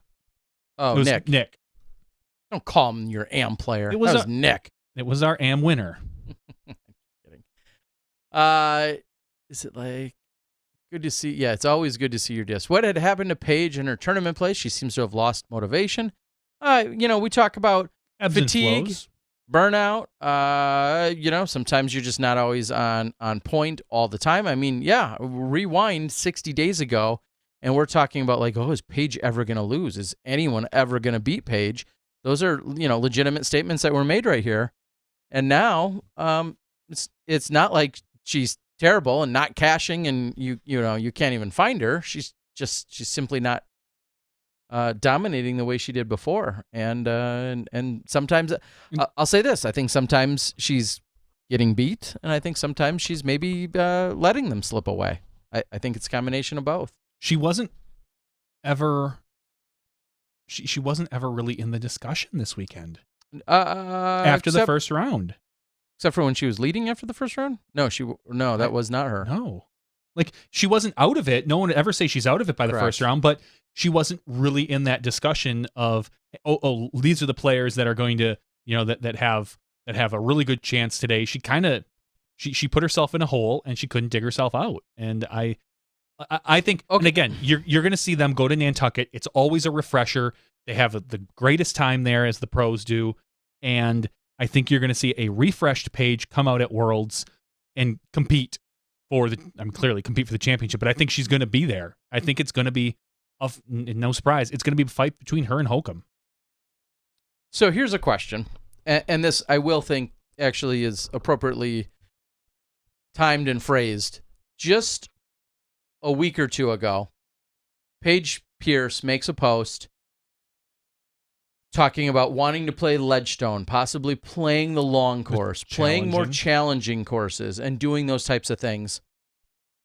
And at the event this weekend, the women played a layout that was 7,108 feet, as opposed to the men's layout, which was 8,465 feet. So 7,185.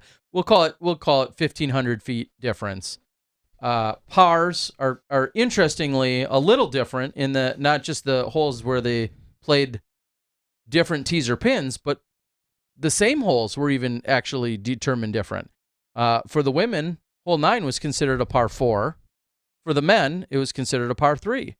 I want to say there was one other one where I thought they played essentially the exact same hole, and maybe that wasn't the case, where the pars were just simply different, but it doesn't look like that was the case. So 1,500 feet of difference. And again, that's not even putting the women on some of these incredibly long tees. Like I think about 17 is just a totally different hole. 17 for the women is a 250-foot uphill shot, 120-foot sideways shot, or dog leg then, or shot that is straight after playing the dog leg. It is a very, very routine 3 with 2 very simple shots. I don't know if anyone outside of Paige even thinks about 3-ing hole 17 from the long.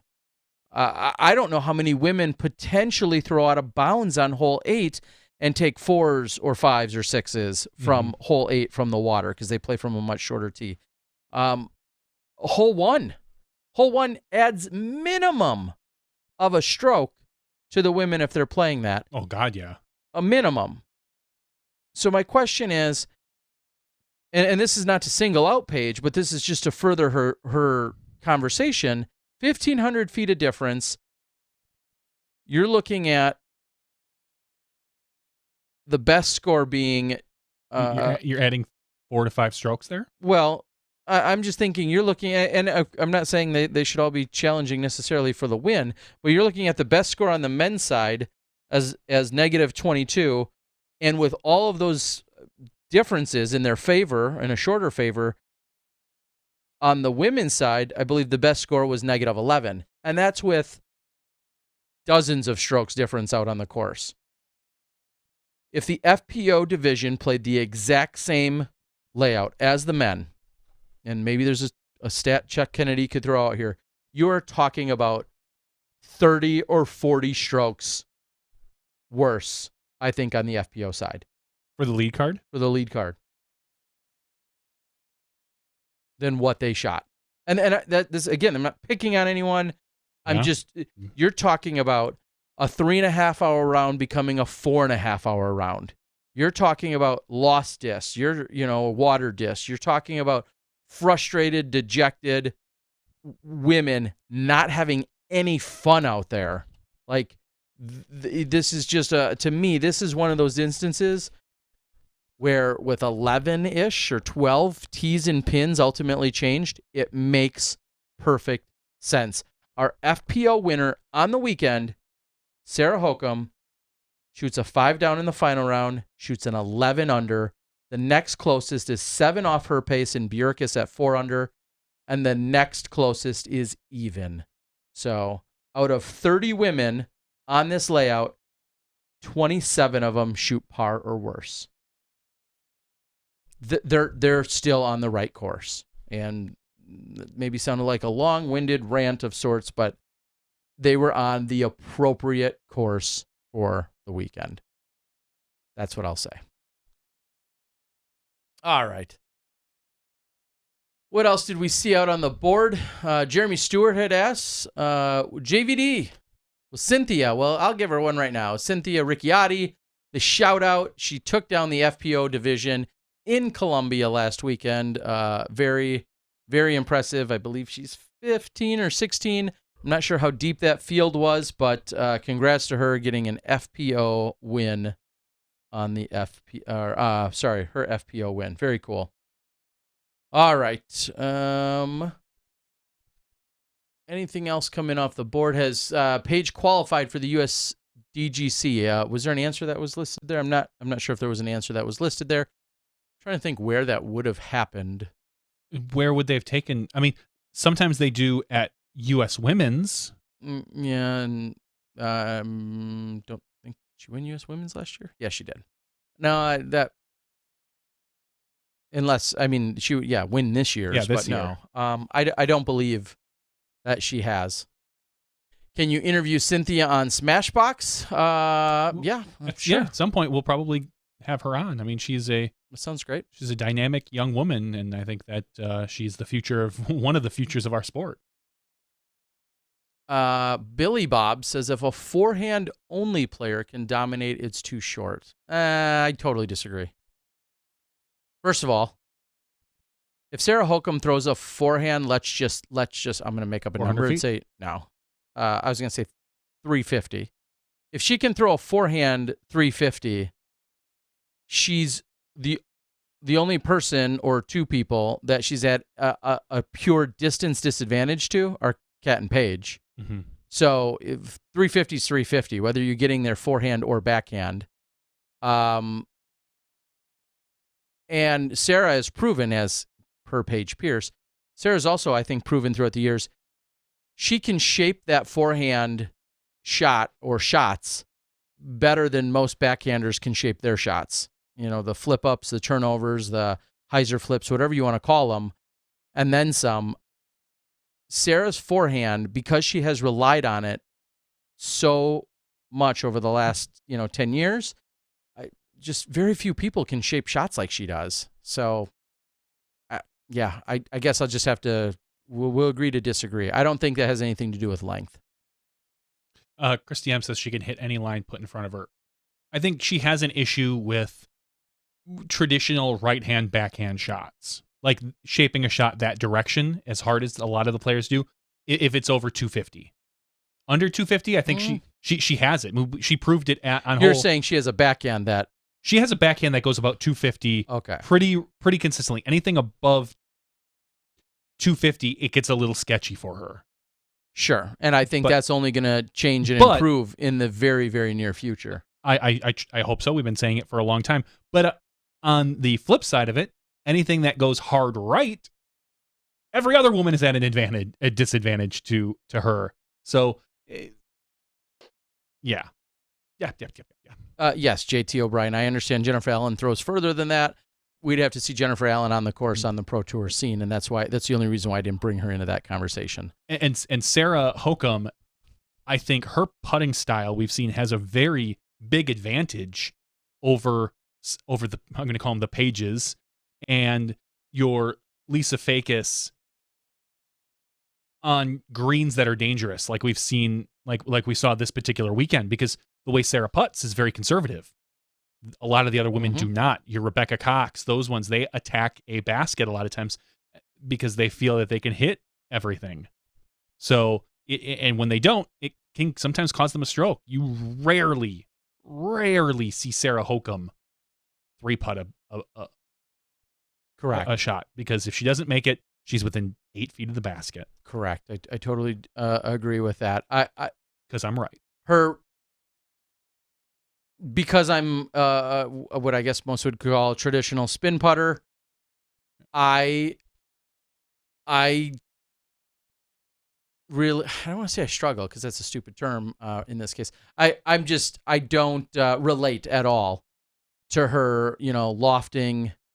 I always called it a flop putt. The way it just goes her lofting boom, putt, down. because I feel it's very disadvantageous in a really strong wind. She I think has our good just friend like one Steve of our Held. friend really struggles with that when it happens to be really windy out, but it's proven to be very effective for her, and she continues to play it as a strong suit, and as she knows what she's doing out there and within her game, and she I think plays to just that. You might not see her make a lot of 55 footers, but you're also rarely, like Johnny said, going to see her have a 3-putt on any given hole. And we know that she's definitely working on her backhand shots. Yeah. And you're seeing more frequently. There was a time she'd play 54 holes in golf in a weekend and not throw a single backhand drive. And I remember talking to her not too long ago, and she threw like 3 or 4 or 5 tee shots as backhand drives per round. So she's definitely getting more and more comfortable with it, and I think you're going to see it continue to grow and flourish. All right. Evelina or someone else will probably be first pro player who has 350. Both will dominate. That's assuming they have an adequate putting game. I completely agree with that, Luke. That is true.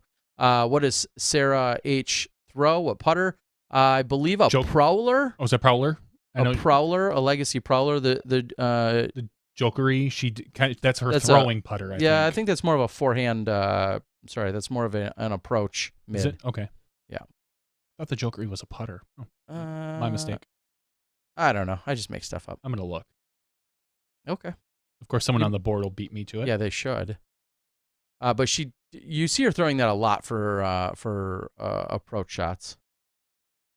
Yeah, it does look like a mid-range. Yeah. Anyway. Oh, the dude says it is a putter. Oh, okay. Yeah, I don't know if it's a super overstable putter or if I don't know. Find it today on infinitediscs.com. There's your plug, Infinite. Anyway, I don't really have much else. I reached out to AJ Risley. It doesn't sound. Oh, whoa. I apologize. Let's see if we have an answer here.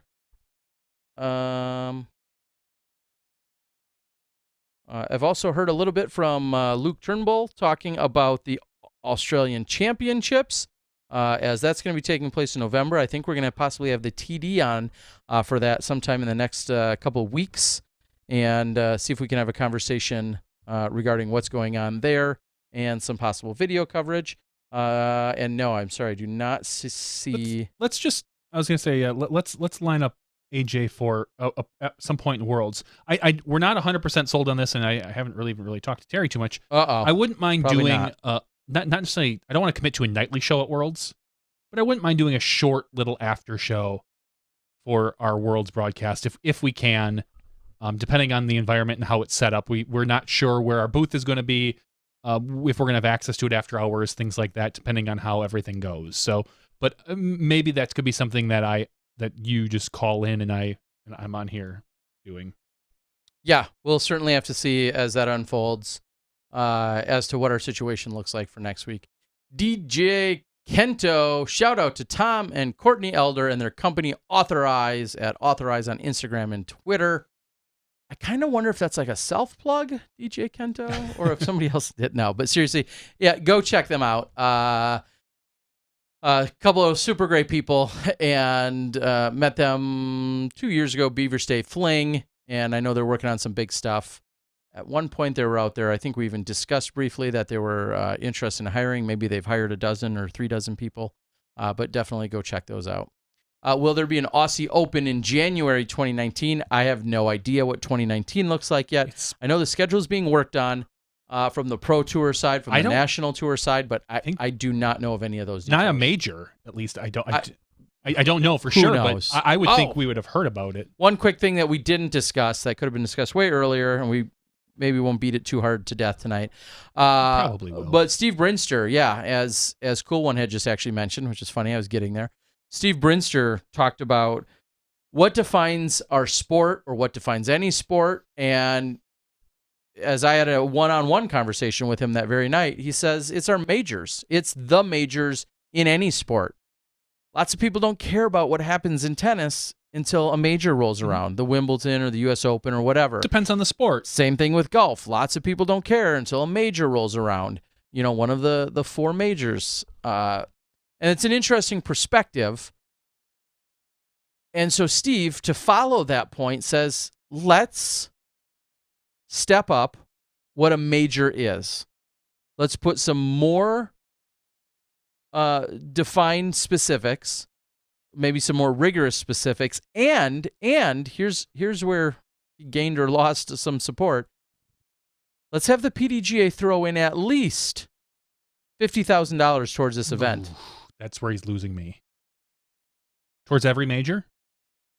Towards every, and by every, let's also define how many and where they're going to be and have some regularity there. I am consistency. I'm 100% on board with defining at least. I think every year we should have four majors. Just four majors. Four because other sports have four? Because other sports have four. It seems like it's a really good number. It's one greater than three. It doesn't feel one less than five. It doesn't feel like it's too many. Because if you have too many majors, I think you devalue them. Okay. But if you have too few, it's almost like you devalue them in that like it's just another event.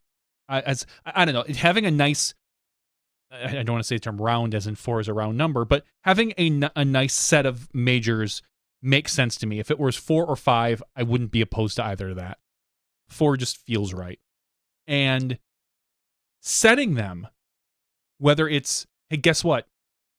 If they're the same 4 every year, I don't know how much I'd love that, but maybe have like 1 year you have in the United States Disc Golf Championships at Winthrop, and the next year maybe you don't have USDGC as a major, you have it somewhere else, and 1 year you have the European Open at Nokia, and 1 year you have it in Croatia, 1 year you have it here. Move some of around, and maybe have 1 or 2 static ones, and maybe USDGC is a static one. I'm not for or against any of that. I'm just saying have a set number. I don't know necessarily if you need to throw 50,000 at it. That's a lot. That's a big number to have the PDGA. I mean, you're dedicating $200,000 of our budget to majors. It would be nice to have them bid out at least 2 years ahead of time, so staff can maybe work on better fundraising. Because right now it feels like we're getting later and later in the season, and people don't know. Like right now, we're in October, or no, I'm sorry, we're in September virtually. I was going to say, I think it's 3 still days. August. It's the end of August, but we're almost in still September. My birthday month, bro. I'm still celebrating. And nobody knows if there's a major in Australia, apparently. Well, a couple people know, but none of us. But I'm sorry. Yes. If I was planning on going to Australia in 4 months, I'd want to know. And I'll say, I doubt it's going to be there based on how late it is and nobody knows. You would think that they would give our players a little bit more head time. So I don't think we're going to see an Australian major. but I could be proven wrong here. Having consistency would be nice. Not having, hey, we're 3 this year, 6 next year, 5 the year after that feels really weird. So that makes sense to me. Well, if you want to find out more, you can search for Steve Brinster. It may or may not have been copied to the likes of a Disc Golf Course Reviewer or Reddit if you're not a Facebooker. But he talks about that. And again, I very, very briefly paraphrased. And I know he said he's going to have other follow-ups to this conversation. Some people have encouraged him to take this exact sentiment, bring it to the PDGA competition committee. He really wants to help us. Excuse me. And as I'll quote him, he says, "Majors should be the backbone of disc golf's history, and we need to establish a solid foundation which to build our sport." And then he goes on to talk about what they could be. The World Championships rotates throughout the world. The U.S. Open, the USDGC as in. The European Open rotates throughout Europe. And the PDGA Championship rotates throughout the world. So, again, he goes on, and I'm not going to read through all of this. It's got, surprisingly, only 173 comments, but lots of great people following along and a lot of great insight, and it talks about the money. It talks about the substantial amount, as you just mentioned. It talks about, someone mentions, 70 or 80% of our player base are amateurs, of our membership at the PDGA are amateurs. How does 80% of our membership player base feel about helping subsidize such a large pro-only, opportunity? So, again, lots of great questions, lots of great answers and insight. But please go out. You can find that. That was posted during, I believe, the first day of the MVP Open, and I don't want to say it was immediately kind of the talk of the town, but really? a lot of people on site were like, "Did you see Steve Brinster?" Like, a lot of people were saying that, and then finally I ran into Steve Brinster. Which is funny because he was on the broadcast, right? And wasn't he? Was it second round? Yeah, second round. Because everyone was so maybe it was that same morning. Because everybody was joking about how they didn't know if our feed was freezing up. Yeah, because he stopped so still. And then kind of goes. Yeah, so it was day 2. It must have been. So it was on the okay. So it was Friday. It was the same day right before he went out and played. Is when he made the post on the 24th. Day 2. Oh, I'm sorry. So Friday. It was Friday before he went out and played his first round. He had made this post, and a lot of people were talking about it. I was like, I didn't read it yet, but there was a lot of conversation going on around it. And he said to me, he goes, "I want you to read it, and then I want you to read it again." Because a lot of people are just kind of reading it and then getting all hung up on little things. I want you to read a couple times and then, take it from there. And it was a great conversation, as always, with Steve Brinster, who's obviously got plenty of insight, being around as long as he has. So, all right, we're going to go ahead and call things, maybe even make this somewhat of an early night. We're super excited to see you guys next week at the PDGA Pro Worlds. We'll be bringing you the action, as we said, Friday, Saturday, Sunday, with a live podcast that for sure will be taking place on Wednesday. And at that point, we'll kind of update you as to what we're going to see, if anything else unfolds for the following nights. I wonder if we're going to be able to talk to Paige Pierce at all this year. She might be on a media blackout. Last year she did a media blackout focusing on Worlds, and it paid off because she won. I wonder if she's going to do the same thing this year. Who knows? Who knows? Per the new guidelines that don't exist, they should all be forced to talk to us. I don't buy that. Oh, maybe not. All right, guys, ladies, gentlemen, boys, girls. Again, lots of support and love that I got while I was out there at Maple Hill this weekend. A lot of handshakes and all that stuff. Thank you guys so much. We all appreciate it. Johnny back here and Gary to the O and our cameraman Chad, who had a birthday out there on during the weekend on Saturday. Happy 57th birthday, Chad. Yep, happy 57th to him. We really do appreciate the love and the support that the Pro Tour gives us, along with all the viewers and followers and fans of the tour and of what we're doing. So we certainly appreciate it. We're going to close it out. We're going to see you after the weekend. Like I said, next Wednesday, we'll bring it to you after day 1 at the Worlds, which is a great time to check in with everyone. Maybe we'll catch up with AJ and others at that time and bring you what we've got. So for Johnny V and Terry Miller, the Disc Golf Guy, along with Disc member, we appreciate your support, and all of our Patreon supporters. You know we love you more than others, and we look forward to seeing you guys next week. We'll see you then when you step inside the Smashbox.